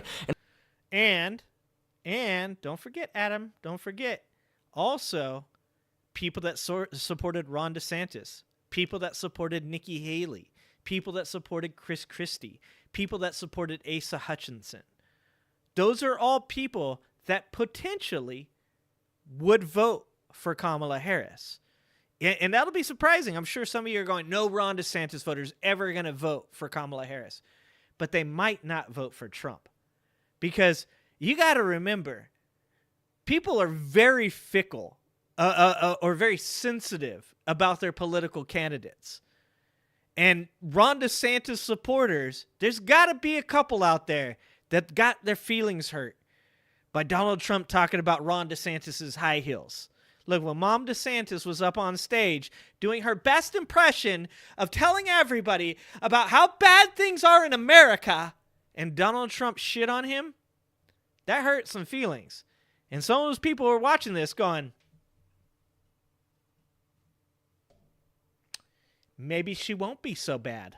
That's why I was all for her going on Fox News. And I can almost guarantee you, let's check Trump's Truth Social in real time. Is he melting down about this? He just tweeted an hour ago, make America great again. That's all he said. I can guarantee that later tonight he's going to be freaking out about Fox News. He's going to be calling to cancel their licensing. Here's Kamala Harris being asked about taxpayer-funded gender transition surgeries. Look at the Fox News chyron right here. It says exclusive, chunk of change, position on taxpayer-funded gender transition surgery. surgery. So Kamala Harris knew she was going into the lion's den. VP Harris knew she'd be asked questions like this. And let's see how VP Harris responds by pointing out that Trump uses this as a wedge issue. Listen. He spent $20 million on those ads, trying to create a sense of fear in the voters because he actually has no plan in this election that is about focusing on the needs of the American people. I say this all the time when it comes to abortion. Trump has a new stance on the 6-week abortion ban every single day. When it comes to Ukraine,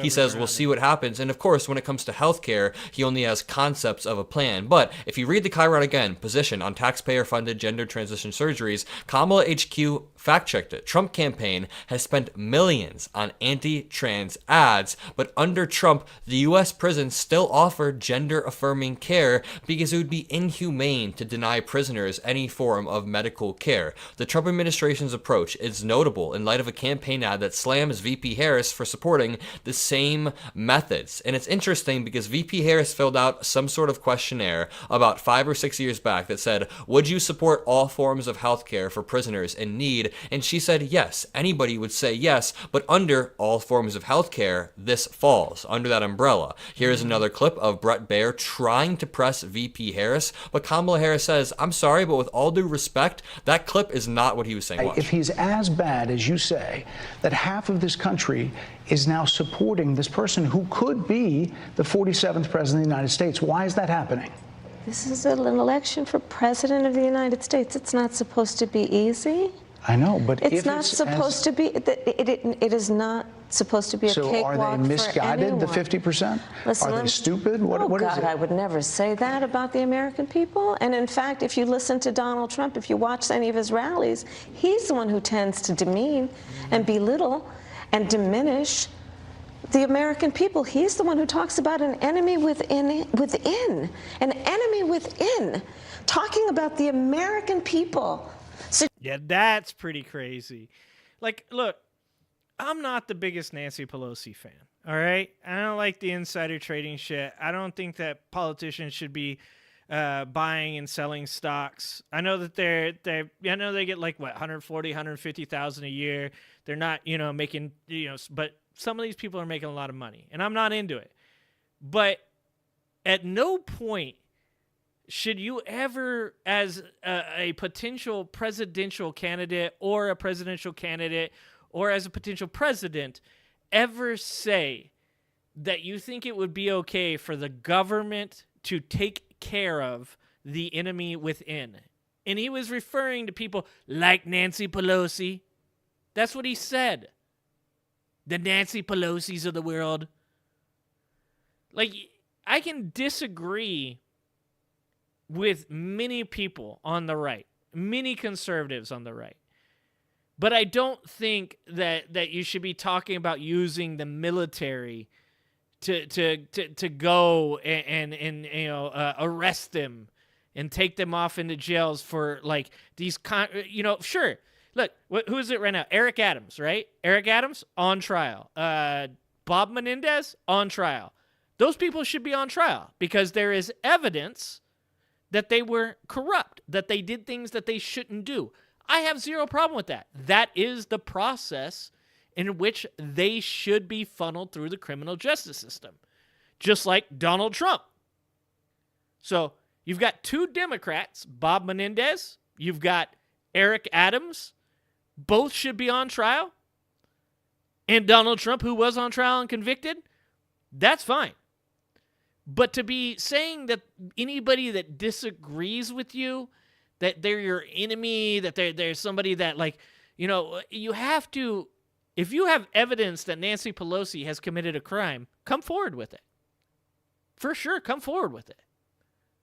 I'm not going to be against a person being put on trial for something that they legitimately did. But saying things like the military should be used to deal with the enemy within, that's fascist. And I just drooled on myself. God damn it.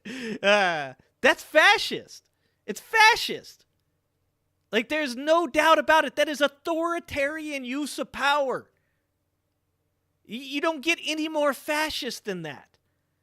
That's crazy. suggesting he would turn the American military on the American people. Exactly. We asked that question to the former president today. Harris Faulkner had a town hall, and this is how he responded. What up, Crone? I heard about that. They were saying I was like threatening. I'm not threatening anybody. They're the ones doing the threatening. They do phony investigations. I've been investigated more than Alphonse Capone. He was the greatest gangster. No, it's Dude, he's such a psycho. Like, bro, you had over 4,000 lawsuits against your business in the 30 years before you ran for office. 4,000. That's not a made-up number. Go look that shit up. You don't believe me? Go look that shit up. The government didn't, like, all of these people drive me fucking nuts. He's 78 years old, never committed a crime in his life, and now all of a sudden he's a criminal? Donald Trump has been a criminal his entire goddamn life.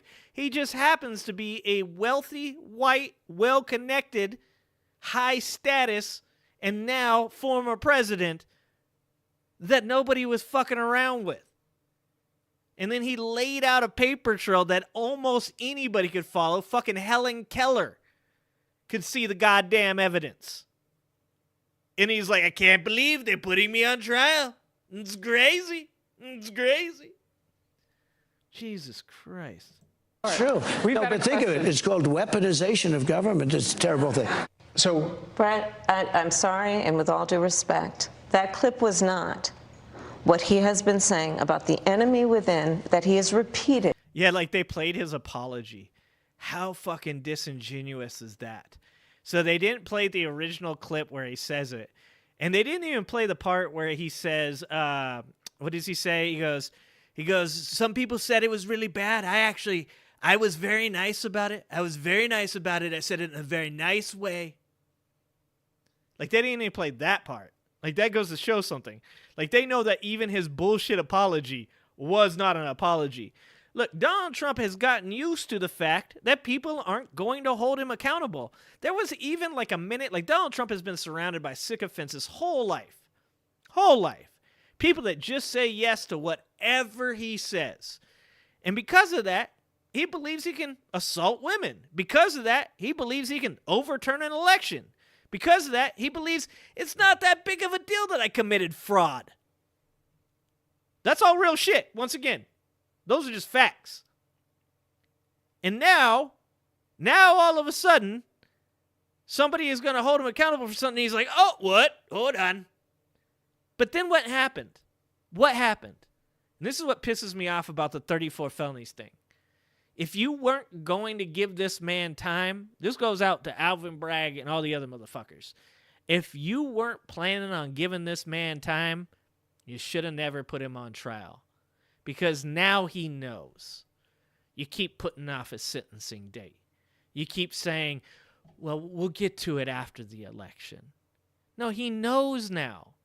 He's violated the Logan Act multiple times. He knows now that you ain't gonna do shit. And that's what makes him do the things he's doing. That's why he can talk about using the military to take down his political opponents. That's why he can sit there and break the Logan Act and talk about fucking talking to Putin, talking to Kim Jong-un, talking to Zelensky.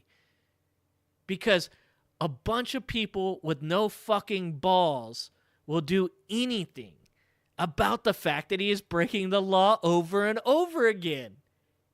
And that's why he just stands up there now and smiles and goes, what I said wasn't even that bad. God damn it, that makes me so mad. When he's speaking about the American people, that's not what you just showed. Well, he was asked about that specific... No, that's not what you just showed. In all fairness and respect to you, that was the question that we asked him. You didn't show that, and here's the bottom line. He has repeated it many times, and you and I both know that. And you and I both know that he has talked about turning the American military on the American people. He has talked about going after people who are engaged in peaceful protest. He has talked about locking people up because they disagree with him. This is a democracy. And dude, if she doesn't bring up the fact that he talked about getting ABC News taken off the air, she missed on that one. If she might get a strike one if she doesn't bring up the fact that oh God, Kamala, please, Kamala. Like, she needs to say straight to Brett Baer's face. She needs to be like, he is going to most likely say that your news channel should be taken down off the air. Who does that? Fascists do that. You can't just go out and tell people that you're going to just like ABC News because they weren't nice to JD Vance because they fact-checked him, which was perfectly fucking normal, but not if you're a MAGAite, that they should be taken off the air. That's literal fascism. You can't say because somebody disagrees with you in the media that they should be taken off the air. That's actual authoritarianism. Fan, $2. Thank you, Fan, again. Chuckin dropped the ball. He should be in jail. Chuckin kind of got her hands tied. I don't blame Chuckin so much. Unfortunately, a lot of the stuff that happened with whether it's the Florida case, the Georgia case, if I'm going to say anybody dropped the ball, Fonnie. I like Fonnie Willis. I think Fonnie Willis is a great attorney. But Fonnie made probably the biggest mistake. That relationship with that dude, that fucked off that whole trial in Georgia. You know, if she's human, that sucks. It sucks. But, like, she's human. I understand that shit. People have emotions. People get in relationships. But that fucked off that Georgia case. Obviously, Eileen Cannon. I'm the person who's like, don't call people compromised. Like, when people talk about Amy Baring Conant, I'm always like, she's actually not that bad. She's doing all right. She's actually dissented on a bunch of fucking opinions and stuff. Like, but I'll tell you this. I think Judge Eileen Cannon is 100% fucking compromised. 100% compromised. And obviously, Juan Merchan, what he did in the trial as a judge was very fair. But to be honest with you, I think Merchan pushing back the sentencing dropped the ball. I know it would look bad in America before an election to fucking sentence Donald Trump. But like I said, if you don't have the balls to sentence the man, then you shouldn't have had the balls to put him on trial in the first place. Should have fucking sentenced him. Should have followed through with it. It doesn't make any sense to put Donald Trump on trial, give him 34 fucking felonies, and then not sentence him because you're afraid that you're going to be seen as being impartial. Like, that to me, that's crazy. Chuckin, I can't blame Chuckin. I think Chuckin did an okay job. I think Chuckin had her hands tied by... Look, the one thing you have to give Donald Trump is he knows how to work the justice system. Donald Trump has had over 4,000 lawsuits against him and his company. He has been put on trial for sexually abusing a woman. He has been put on trial for fraud multiple times. He has been put on trial for covering up information that would have led to potentially changing the outcome of an election. Donald Trump knows the court system better than anybody probably on earth. And the one thing he is fantastic at is stalling the justice system. He is fantastic at it. So, I don't know. I can't really blame Chuckin. I can't blame Chuckin for that. Yeah, his sentencing got pushed back, redonk, till after the election. First he was originally supposed to be sentenced in July, I think July 11th. And then they said, okay, we'll push it back for you. Then they said September 10th, and then the Supreme Court ruled that certain things that Donald Trump does while in office can be considered to be his official duties, within his official duties. And since, like, apparently the check cleared or was written out to Cohen during the time he was in office, they're trying to say that now, like, him fucking paying off a porn star to cover up his story about cheating on his wife while she had his 2-month at home was an official duty, which is fucking insane. But then they said, okay, we'll push it back even further. I think his new sentencing date is somewhere in December, and most likely after that it'll get pushed back again, and it probably won't be until after the certification after the election. Like I said, it annoys me. It annoys me that you would put Donald Trump on trial and then not follow through with the sentencing. And maybe I'm wrong about that. Maybe at the end of the day, what I just said about his immunity and what I said about Chuckin also applies to what Juan Merchan is doing. These are people that know more about the criminal justice system than I ever will my entire life. I could be wrong, but it just feels ridiculous to lead the American people along by putting him on trial, convicting him, and then not sentencing his ass. Like, to me, it's bullshit. But that's just my personal opinion. Calling Trump unhinged is like saying water is wet. Exactly. No, he's not getting acquitted. He's not acquitted. He's convicted. He just hasn't been sentenced. So right now, Donald Trump is legitimately a convicted felon. He has not been acquitted. Being acquitted would mean that you were found not guilty. So when you're acquitted, it doesn't mean you were not guilty. It means that you were found to, even if you committed a crime, you didn't commit it to the point that the justice system agrees that you should be punished in the manner that is dictated by whatever law that you broke. So you can't be acquitted until, like, he's took it to the appeals court in New York, I think twice now, and both times they said no. They refused to see it. He's tried to have it removed to a federal court because he's trying to get it pushed under his immunity claims. So, and that hasn't happened either. They've said no both times to that. So currently he's still just a convicted felon that's awaiting sentencing. Literally he's just a convicted felon that is just literally awaiting sentencing. Yeah, between now and then, anything can happen. He could be acquitted. If you're asking whether he could be or not, yes, he could be acquitted. But to this point, he is a convicted felon that is awaiting sentencing, and it's insane that that's what's going on, to be honest. In a democracy, the president of the United States, in the United States of America, should be willing to be able to handle shitting on the left criticism without saying he'd lock people up for doing it.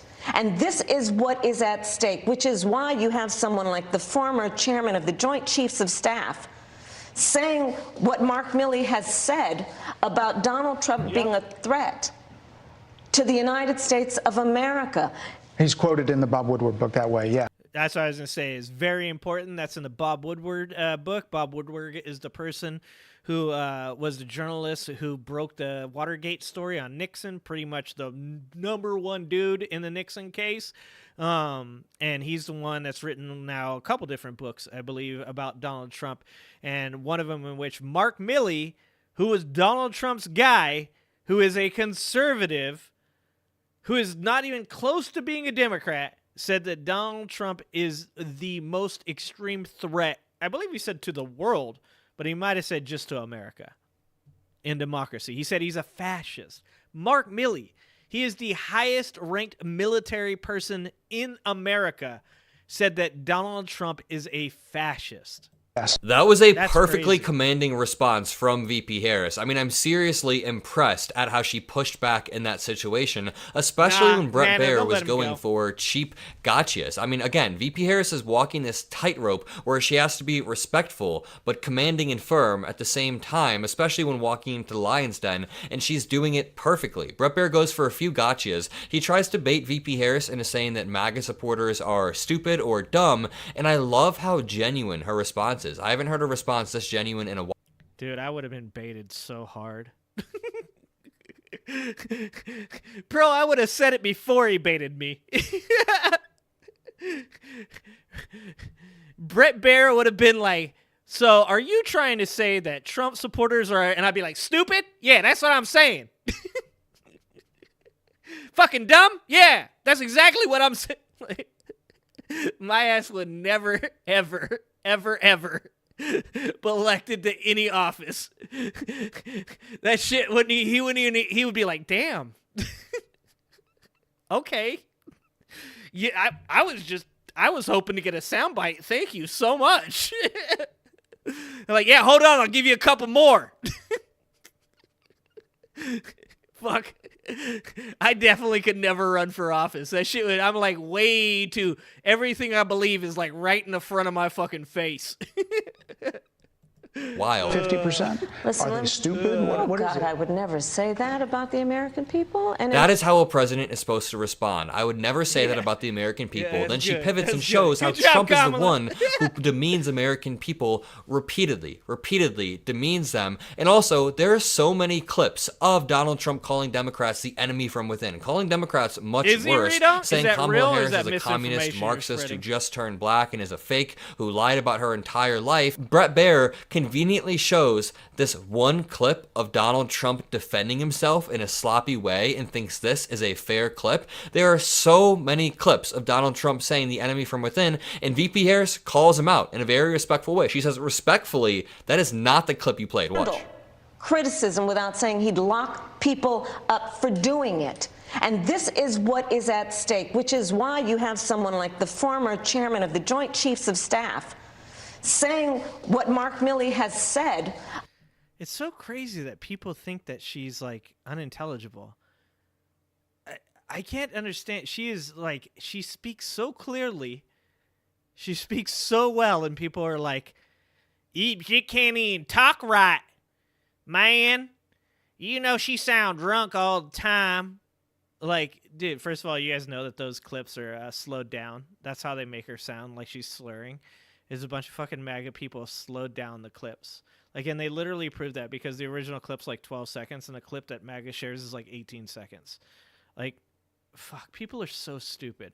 It's so weird to me that people would listen to a person's like if you played a Ted Cruz clip for me, right? Like, I think Ted Cruz is full of shit. What do they say? It's like all hat, no cattle. Like, he's a fake Texan for sure. Like, he's not a cowboy. He's not a fucking man of the earth. He's not a rancher. Like, all that shit. But if you ask me if, like, Ted Cruz can speak intelligently, of course I'd be like, yeah, he's a fucking ex-lawyer. Like, that's what he does. He's a slimy little shithead, okay? He's a cuck. I mean that in, like, every sense of the word, because literally Donald Trump called his wife ugly, and he just stood there and took that shit. Let me tell you this. I kicked a dude in the balls for even trying to act like he was going to talk shit to my wife, okay? Like, you talk shit about my wife, I'll fuck you up. Ted Cruz, grow some balls, dog. Slap Donald Trump right in his mug, okay? That's what a man would have done. Fucking all hat, no cattle. But at the same time, like, watching the dude talk, yeah, he can talk. He's a fucking ex-attorney. Of course he can talk. It's so weird to me that people can become so fucking brainwashed that they watch Donald Trump spew fucking nonsense for hours on end to weird-ass, like, QAnon music, and then they hear her talking, they're like, she can't even talk right. It's crazy. Night, fan. Appreciate you, fan. Have a good night. Yeah, she's a prosecutor. How do you think prosecutors work? They talk. It's so insane. It's so insane to me. Just be fucking honest. Just tell the truth. You don't like the shit she says. That's what it comes down to. It makes you angry. What up, Ozzy? About Donald Trump being a threat. Oh my God, he looks like a little boy in trouble. He is like, oh my God. He is intimidated by VP Harris, maybe even more intimidated than Donald Trump himself on the debate stage, who couldn't even look VP Harris in the face. She absolutely cooked Brett when he tried to trap her in multiple gotcha moments, which is great. Now watch VP Harris responding to Brett Baer's fake concerns about Biden's mental acuity. She cooks him even more. No concerns raised? Brett, Joe Biden is not on the ballot. I understand. And but Donald Trump but you is. talked about it. And Donald After Trump George is. Clooney said within a few minutes of talking to President Biden at a fundraiser that he thought this was not the same Joe Biden that we saw on the debate stage. Donald Trump is on the ballot. I understand. You met with him at least once a week for 3.5 years. You didn't have any concerns? I think the American people have a concern about Donald Trump, which is why the people who know him best, including leaders of our national security. Yeah, at the end of the day, look, Biden's debate performance obviously was concerning enough for him to remove himself from the ballot at the behest of people like George fucking Clooney. And, you know, look, I didn't enjoy that debate performance. I like Joe Biden. I think Joe Biden's a great president. I think he's a top 15 president. I think he did a wonderful fucking job of steering us out of a global pandemic we are sitting at 2.4% inflation, which is damn near the fucking goal of where we're supposed to be at. Not just coming out of a pandemic, like normally. We came out of the pandemic as the #1 economy in the world. We have put so much distance between us and China, a country that we have talked about possibly leapfrogging us and becoming the #1 economy. We have put so much distance between us and China now that we don't even have to look back. Yeah, and you want to know the only way that China catches America? If China continues to make contributions to AI and green energy. I want you guys to quote me on this shit. Because 4 years from now, if Donald Trump gets elected and our economy is struggling and China's economy is booming, it's going to be because China is investing heavily in green energy, and Joe Biden, Donald Trump doesn't want to invest at all in green energy. You might not like green energy. You might not believe in climate change. You might be super down with the fact that crazy-ass hurricanes are just destroying Florida. That's fine. But if you want to talk about economic power, if you want to talk about being a business person, you don't care what you like. I don't stock groceries that I like. I stock the groceries that people buy. And people are buying green energy. And they're either going to buy it from China or they're going to buy it from the U.S. But they're going to buy it from somebody. And if Donald Trump becomes the president and starts focusing on fossil fuels because he's a fucking fossil, then China will overtake the American economy. Fucking quote me on that. Quote me on it. Security, community, have all spoken out, even people who worked for him in the Oval Office, worked with him in the Situation Room, and have said he is unfit and dangerous and should never be president of the United States again, including his former vice president, which is why the job was open for him to choose another running mate. So that is a fact. That is a fact. Now, the reason why Bret Baier is wasting valuable interview time with VP Harris asking about a candidate that's not even on the ballot, President Biden, is because he wants this to be a scandal so bad. Fox News wants this to be a scandal so bad, so they're trying to manufacture it. Because think about it. If you have X amount of time, let's say 20, 30 minutes with a presidential candidate from the opposing party, if you got 20 minutes with Donald Trump, why would you ask him about a candidate that's not even on the ballot? It's because Bret Baier... It's because he's trying to insinuate that Kamala Harris knows that Joe Biden is incapable of doing his job, and she's covering it up. Joe Biden is so incapable of doing his job that he's brought inflation down to 2.4%. Joe Biden is so incapable of doing his job that he passed an infrastructure act that Donald Trump talked about every 2 weeks for 4 fucking years. He's doing such a terrible job that he's brought back over $1.6 trillion into the American economy through the Infrastructure Act and through the Inflation Reduction Act. He's doing so bad of a job that he brought home, 6 prisoners from Russia? He's doing so bad of a job that America is the #1 economy and has avoided a recession, and we just cut 50 off the interest rates, and we're talking about cutting another 50 off the interest rates soon. He's doing so bad of a job. This drives me nuts. You can claim that Joe Biden is old. He is. You can say Joe Biden exhibited cognitive decline during that debate, and you're right. Joe Biden is old as fuck. And old people decline, just like Donald Trump is. But if you're going to sit there and say to Kamala Harris that she's fucking this country over by hiding the fact that Joe Biden is incapable of doing his job, then you damn well better be able to show that Joe Biden isn't doing a good job. Because so far, Joe Biden is doing a fucking great job. That's why this is stupid. You shouldn't be asking this. This is why America is having an issue. If you want to talk about America's real fucking problem, it's that we get distracted by Jerry Springer bullshit. That's why America is truly having a problem.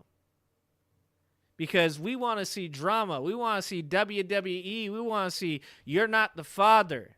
We want to know that the vice president was covering up a scandal the whole time. But the really important thing to know is that the job is getting done. Will Kamala Harris support the middle class?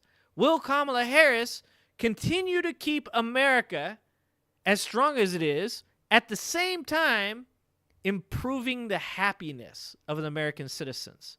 That's what matters. That's what we should be talking about. And when you compare Kamala Harris and Donald Trump based on those bars, there is no competition. Donald Trump spreads hate, fear, anger, vitriol.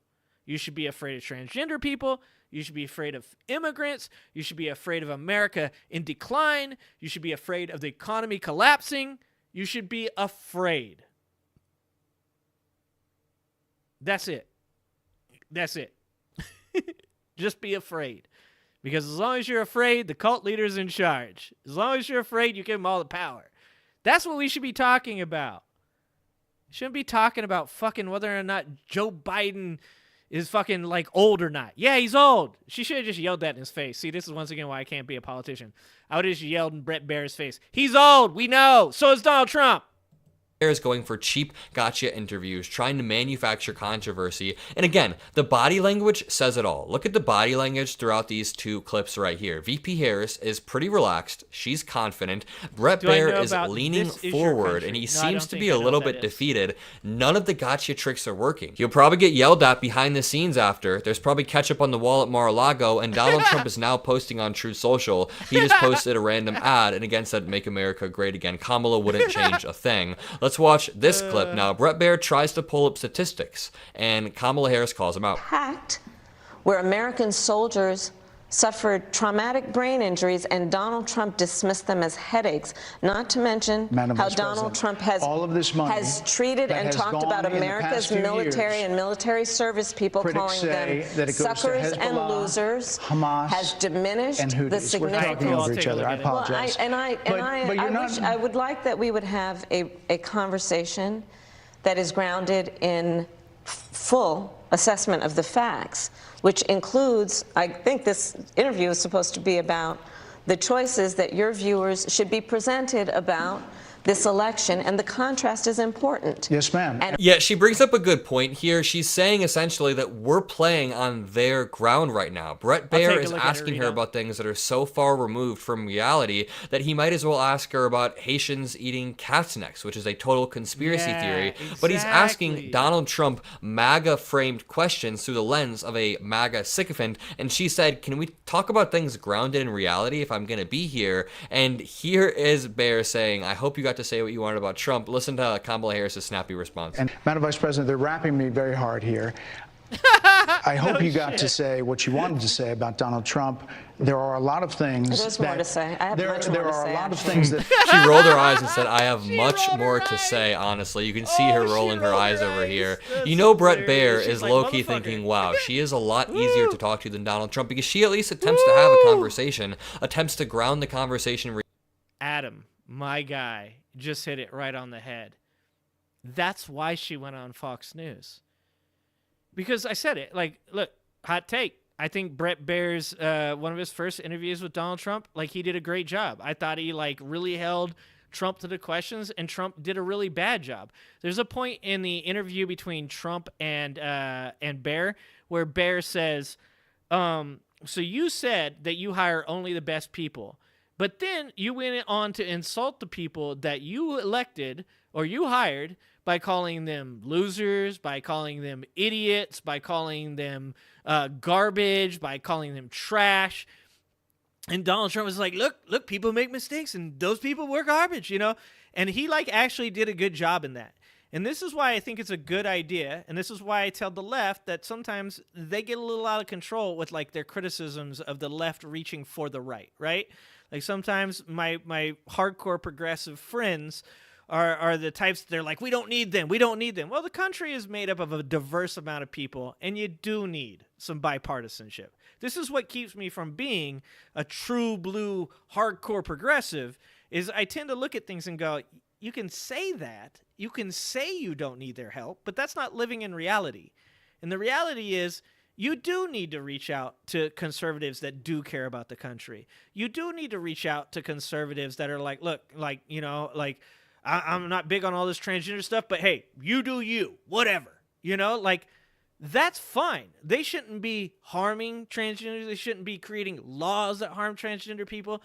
They shouldn't be producing rhetoric that leads to the harm of transgenderism. But at the end of the day, if you're not about it, you don't want to transition, then I don't fucking care. I'm not gay. I only do gay stuff sometimes. Every once in a while. Only after like 8 beers. I don't have to be gay to be okay with them just doing whatever the fuck they want. I currently don't kiss dudes, but I'm okay with other dudes doing it. Don't give a fuck. It's not for me to care about. Why the fuck would I care what some dude kiss? Like, there's girls out there that I don't want to kiss either, just so y'all know. There's also a couple. My wife's watching. I'm just saying, Adam's hitting it on the head. Brett Baer right now is having a conversation with Kamala Harris, and I guarantee you, deep down inside, he's like, fuck, it feels good to be able to talk to another person that can speak. That's how we should all feel. That's how we should all feel. We should all feel like, God damn it, it's been so long since we got to watch two smart people talk to each other. Instead of one smart person struggling to be patient with a fucking moron. That's where we should be at. And I hope that there's some Nikki Haley conservatives out there that are watching this interview that feel fucking robbed. Because they should.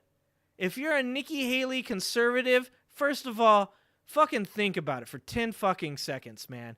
If you're a Nikki Haley conservative, they'll never put your candidate up for the presidency. She's a woman. She's a woman. If you're a Nikki Haley conservative, think about that for 5 fucking seconds, man. They'll never put her forward as a candidate, and she's probably the best candidate that they have. By far. Like, I hope that you vote for Kamala Harris. Change the name to Somewhat Progressive Matters. I know. Like, I know there's, like, a couple people that are probably like, fucking, I'm not talking to you because you're super fucking progressive. And I'm like, I'm, like, pretty progressive, but I'm not fucking crazy. Are you saying that the first to second knuckle is okay? It's just gay for the stay, bro. Okay?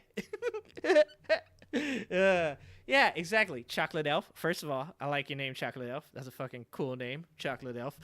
MAGA need to just stay out of people's lives. That's, yes. Man. Like, why can't we live like that? I think that that's progressive, to be honest with you. I know that, like, progressivism is straight up equity, and I do believe in equity, just so you guys know. I believe that helping others enriches my life. So that's one of my progressive values, is equity. But at the same time, I think that it's a very progressive value to say, if you want to be religious, you can be as religious as you want to be. If you want to be, a heterosexual, cis white male, go for it. Fucking, I don't care. It doesn't matter to me.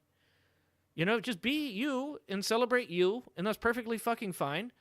But that doesn't mean that you need to demean other people and take shit away from them. And just because other people get given something doesn't mean that it's automatically something is being taken away from you. We've got to get away from being selfish, and we've got to get more We got to get closer, more closer. We got to get more better at being selfless. Because people don't understand, you really actually achieve success by trying to make other people successful. Because when you make them successful, you get to participate in their success, and it brings you up too. That's what makes me progressive. Those are my progressive values. Just don't worry about what other people are doing unless they're harming someone, and then fuck those people. Reality, Donald That's Trump what makes constantly derails at every single turn. I mean, we saw that in Chicago yesterday. He got very adversarial very quickly. I want to show you a few tweets that are popping up. Jamie Harrison just said, "I am so proud of our MVP, at Kamala Harris. She's been showing the American people that she has the strength of conviction and the judgment to lead this nation. Bottom line, she ain't taking the bullshit." I can hear Jamie Harrison saying that. Brett Micella said, "Kamala Harris was absolutely masterful in this interview. Bear tried to not let her get a word in, engaged in some serious gaslighting and rewriting of history, and VP Harris still absolutely crushed it." Again, I love this clip where she says, "Brett, I'm sorry, but with all due respect, that's not the clip that you showed," because he did try to bait her. Let's hear what Brian Stelter had to say. Exactly. I totally agree, Ashley. I think this strategy from Harris was a Google strategy. She wanted Fox viewers to start to Google some of the things she was saying, because some of the comments she was making in this interview are foreign to the Fox audience. For example, General Mark Milley saying Trump is a fascist to the core. That's barely been covered on Fox News. So she was able to get some of those talking points in. This was the most adversarial interview Kamala Harris has probably ever done. Instead of getting to debate Trump again, she got to debate Bret Baier. And a lot of viewers are going to come away saying, wow, she's willing to do that. That's a sign of toughness. Not only is she willing to do it, but she did great. And Brian Stelter stole my talking point from earlier when I said she should look at the camera and say, Google this. He literally stole that straight from our show. He also points out something that I pointed out. This is the most adversarial interview she's ever done. She walked into the lion's den knowing that she had to walk a tightrope with Fox News viewers, and she did it. She debated Bret Baier in a successful manner. Ron Filipkowski said, after 2,682 hours of Trump making threats to elected officials, entertainers, prosecutors, judges, candidates, journalists, other Republicans, on and on, Bret Baier cherry picks the 10 seconds that Trump sounded halfway sane. Nice work, fair and balanced hackery. And he didn't even sound sane in that clip. I mean, Bret Baier cherry picks that, and it's still a clip of Donald Trump doing a half-assed defense. But either way, if you... Yeah. Don't forget to like and subscribe to Adam. Adam's my dude. I'm going to put in it because I know a lot of you guys already do. Yeah, I already looked at the 14 tenets. Yeah, and that's all stuff that... one of the things that I thought was amazing Destiny did in a debate was when he said to a person, or was it a debate? No, I think he was explaining. I think he was explaining a conversation. And he said, in the conversation, he said to the person, he said, so you don't think Donald Trump's a fascist? And they said, no, he's not a fascist. And they go, okay, hold on. Do you think the FBI or the CIA should be allowed to investigate Donald Trump? And they're like, no. And he's like, okay. Do you trust Congress or the Senate to create committees to investigate Donald Trump or create legislation surrounding the things that Donald Trump has done that keeps him from doing those things? No. Okay. Do you trust the judicial system, whether it's federal or lower courts, state courts, to prosecute Donald Trump for the things that he's done? No. You're like, do you trust Mark Milley or Mark Meadows or William Barr or Mike Pence that have all spoken out against Donald Trump and said that the election was not fraudulent and that he should not have fought it in the way that he did? No. And he goes, so out of everybody, is Donald Trump the only person that you trust to make decisions, to put forth legislation, to create laws, to enforce laws? And they're like, yes. He's like, that is fascism. That is fascism. And that's the truth. That is the truth. If you only trust one person to have the entirety of executive power, that is authoritarianism, and that is fascism. That is literally who Hitler was. And believe me, for years, guys, I've been the person that says don't say that's like Hitler. I've been the person that says, don't call everybody racist. I've been the person that says, remember, because one day you're going to be right. And you're going to be like, that shit is like Hitler. And everybody's going to say, you guys always say that shit's like Hitler. So don't forget that shit. Use words appropriately. Always remember, like you shouldn't spend your ammo. Not on bullshit. You know? Like, that shit is fascism. And that shit is very much like Hitler. And we got to remember that. So just for the future. Yeah, it is a cult, too. It is 100% a cult. Yeah, you got to save your Hitler card. You got to save your racist card, too. You got to save all your cards for when they, like, everybody gets excited. They got the ammunition and they're like, ah! They're like fucking Wild Bill Hickok out there just fucking blowing off the guns into the sky. And then it's time for the fucking, it's time for the duel. And you ain't got no goddamn bullets left because you used them all. But like I said, the dude said it the other night. The Act Man dude said that about the Andy Pants dude. He's like, it's the little boy who cried wolf. You got to be careful, you know? Don't overuse a term because it seems effective. Use it when it should be effective. All right, we're going to finish this. You also shut the fuck up and you don't talk to police. God, I love that clip. Water is wet. We're going to finish with my boy Robbie. There's no way we're leaving tonight without watching the Robbie Road Steamer video, guys. Because this is just, to be honest with you, look, this isn't highbrow, okay? It ain't highbrow. This is lowbrow fucking just being a troll. And you know what? The left needs some of this, okay? Look, I love Obama. I love the Obamas. I think they're very intelligent people. I dislike some of the shit Obama did while he was in office. But overall, I like their ideals. I think that they have the country's best interests in mind. And they said the words, when they go low, we go high. But Obama didn't grow up in the trailer park, okay? I did. And I'm telling you this right now, sometimes you gotta fight fire with fire. And my boy Robbie Road Steamer is out there doing exactly that. He's taken the trailer park to the MAGA, and in my opinion, look, if you into the highbrow shit, this ain't gonna be for you. Okay? Trigger warning. If you ain't into some dudes trolling some motherfuckers trailer park style, you ain't gonna be into this. But this right here, this is my shit. I hope you guys are ready for Robbie. This is my dude. Let's do this! I'll look at it while I'm doing this. Just take those old records off the shelf. I said listen to them by myself. We might get to Tennessee. We might make it, Mike. You made me watch that Mafia. In the MAGA hole. Come on, let's all take it in the MAGA hole. One of my favorite. Oh, look at this guy. That's a great time to pause it. Who the fuck is that guy? Oh, man. I love when they just hear the music, so they start vibing. They start vibing with dude. He's got a Tampax on his ear and shit. They start vibing with Robbie and start dancing with him and shit, and then he drops the MAGA jokes on him, and they're like, wait, oh, hold on, time out, what? Oh, man, that's good stuff. Hold on, let's see. Where are we at? Where am I at here? I can't play that. I can't play it. Redonk. It's a Netflix thing. I can't play anything that is Netflix. It'll get me a fucking it won't get me a strike, but I'll have to fight I'll have to dispute the copyright.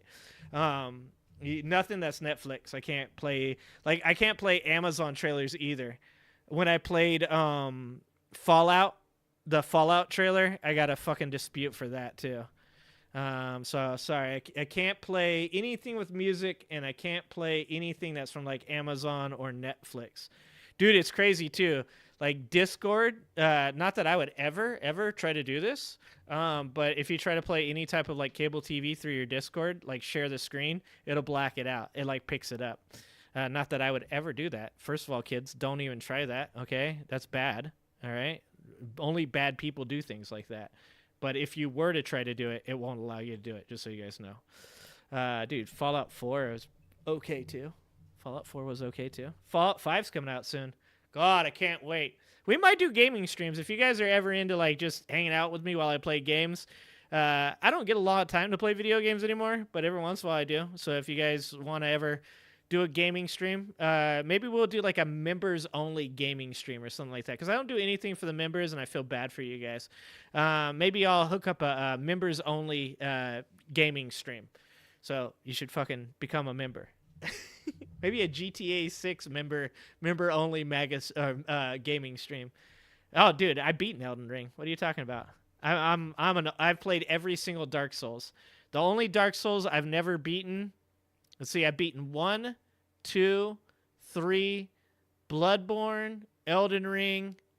I guess I've never beaten Demon Souls, the original game. I've played like 2/3, I think, of Demon Souls, but I've never beaten Demon Souls.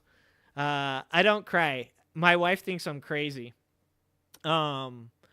I sit there and play Elden Ring and on the same boss for like 2 hours straight, and I just die and then go back in, and then die and then go back in.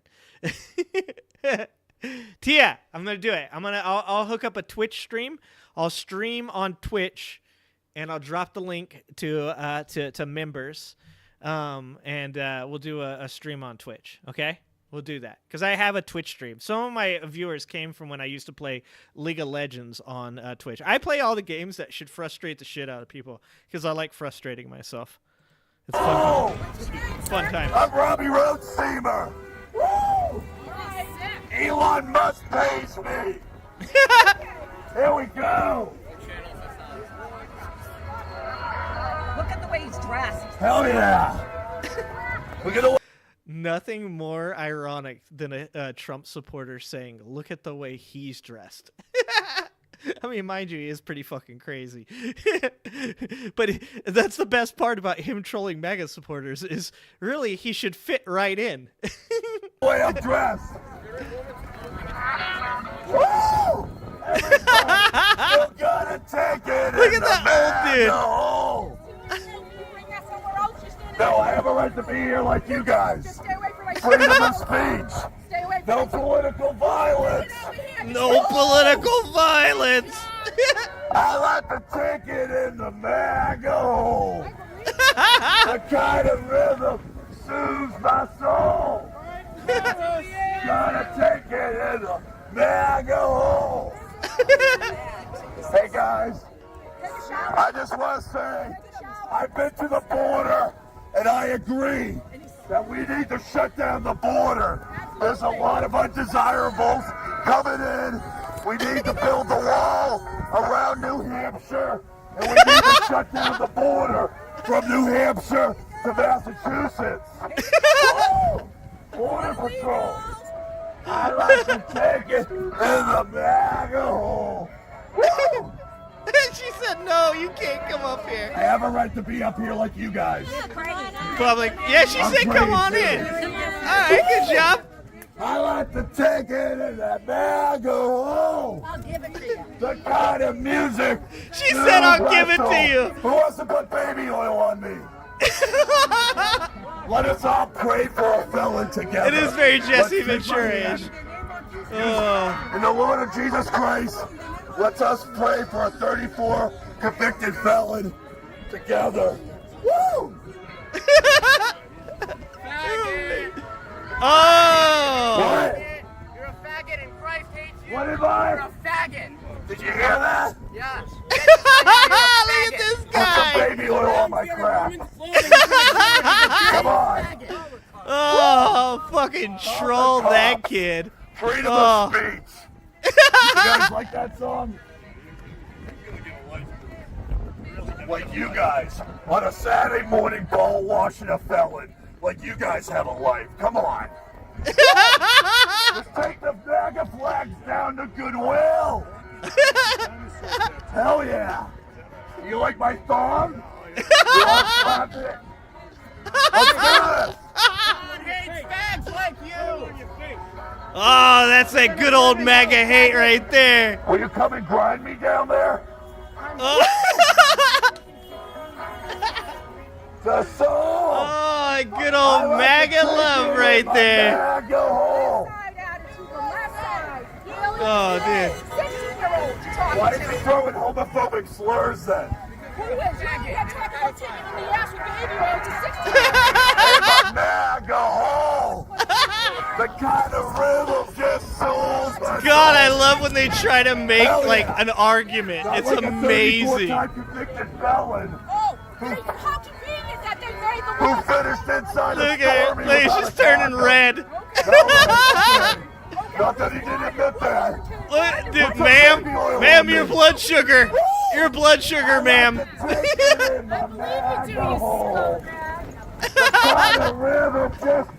Dude, the old dude was bobbing for a second. He was feeling it. Take it in the MAGA hole. He's got the baby oil. We have to shut down the borders. We have a lot of undesirables coming in, and I've seen them coming from New Hampshire. Let's build the wall from New Hampshire to Massachusetts and shut them off. Well, you just called me a faggot 10 times. Was that okay? Woo! She said, yeah, it is. Botox is getting mad. Look at this lady's Botox face. Holy shit. Oh, my God. Yeah, she thinks she's super fucking smart. No political violence. Don't want to use the F word. There's a lot of gay people that love Trump and that want Trump inside them. That's right. So we should teach 16-year-olds to say slurs, right? He said the F word. We got it on film. You did it first. She said you did it first. Oh, yeah. Take it in the MAGA hole. This dude and his friend. Let's do this. I love you guys. I'm glad you're calmer now. I'm glad that you calmed down. Hell yeah. Oh, dudes there in Crocs, MAGA Crocs. Oh no, they're fucking Cars Crocs. You got a flag, you're screaming for a felon. He's got Cars Crocs on. Shit today. I like to take it in the MAGA hole. Woo! Remember, no political violence. Elon Musk pays me to do this. Every month, Elon gives me a check. Every month, Elon feeds me dirty Venmo, Twitter ad revenue money to do this. Hell yeah.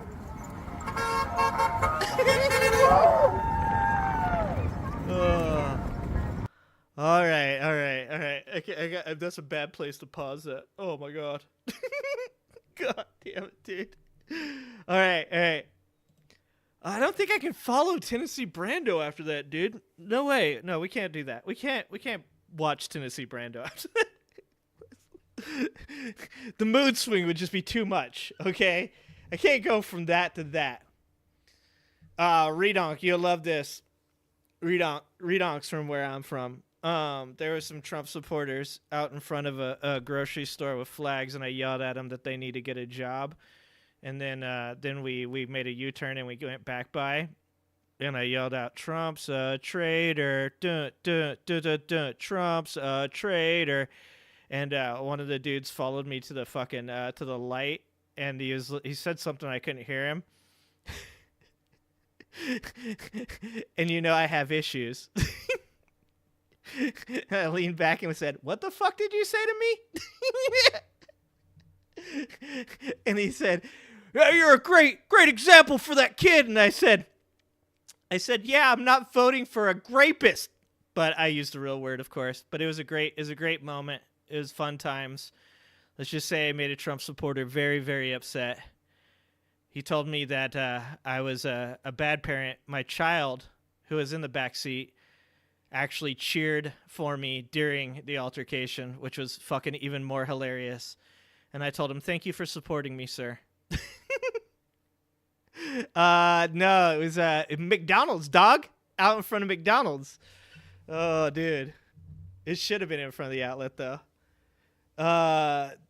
Dude, did my kids? No, my kids just said that they told them how much they love me or whatever. My daughter was there. Was it my best moment? Probably not. Do I support that? Am I telling you guys should do it? No, you guys shouldn't do it. He told me I was a bad dad. And he also said he's going to see me in the community, which I thought was really weird because I was right there. Oh, it was good times. It was great times. You should have seen their faces. Because the first time when we drove past, I yelled out, "Get a job." And one of the dudes thought I was cheering, and he had an air horn, so he was like, So I yelled out, "Get a job," one more time, and we made eye contact, and you could just see that moment where he realized I was not cheering for him.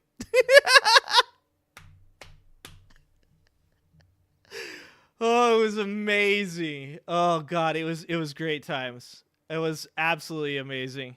Yeah, that dude doesn't know. He didn't know who I am and who my children are. Bro, my son's almost a brown belt. He will choke you out, okay? Oh, all right. Anyways, don't be doing what I do, okay? I'm not telling anybody to go out there and do those things. I was having a good time. I thought it was funny. And also, I just needed them to understand that Trump is a traitor. I thought it was kind of funny that that's what he got mad about. I thought that was hilarious, that the thing that angered him the most was that I called Trump a traitor. And it just goes to show, like, if you drove past me and you're like, "Kamala isn't black," I'd be like, "Okay." Whatever you say, bud. If you drove past and you're like, "Kamala, and you can barely understand her," I'd be like, "Yeah, that's your opinion. Okay. All right. Would you like to debate it?" I yelled, "Trump's a traitor," and this dude felt he needed to have words with me about my parenting abilities.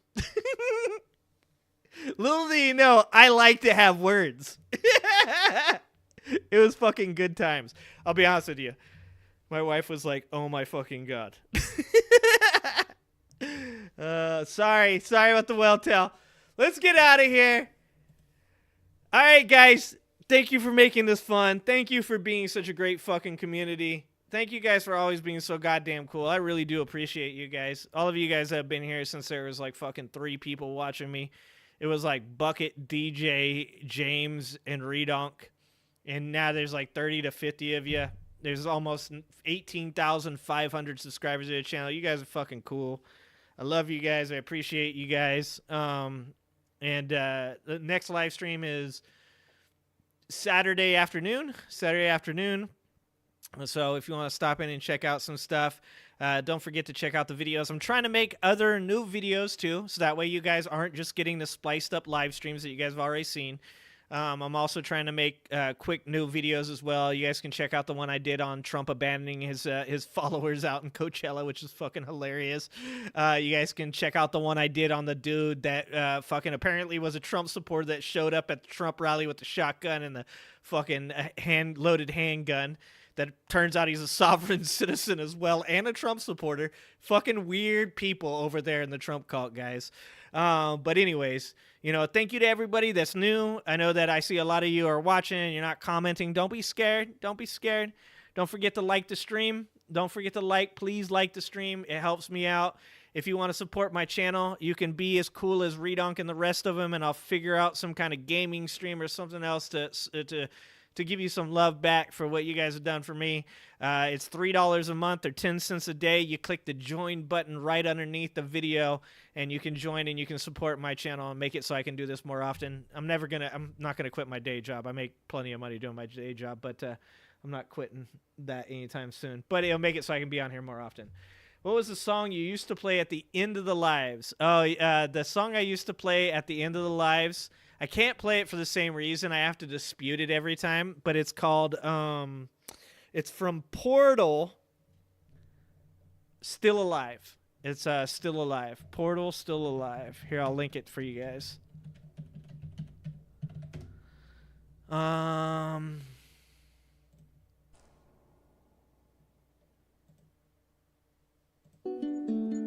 I'm making a note here, huge success. It's all right, that's all you guys get because I don't want to fight the dispute. I've gotten lazy and I can dispute all this stuff, but I hate having to do it. Here you go. Taking back our flag by Mr. Cheetos. I can play that one. Yeah, no, it's just I'm lazy. I'll be honest with you guys. I got so much shit to do, and every day I'm doing something. Every day I'm going to work, coming home, editing videos, going to work, coming home, doing interviews, going to work, coming home, doing live streams. And then I also go to soccer games and fucking anything that my family is doing that I have to go to as well. So every day I'm doing stuff, and I'll be honest with you, I'm at that point where I'm so burnt out that I don't want to even fight copyright strikes anymore. So I'm trying to avoid playing anything that I can get a dispute even on. So yeah, trying to just maximize the $4 I get on each live stream. But yeah, I'm super thankful for you guys. I really appreciate you guys, especially you guys that super chat. Thank you, fan, for super chatting all these times that you've been on here. I really appreciate you. And thanks, guys. I really appreciate you guys. And if you want to watch the next live stream will be Saturday afternoon, Pacific Standard Time, sometime around 11, 12. That's when I'm usually getting on. All right, guys. Love you guys. I appreciate you guys. And I'll see you next time.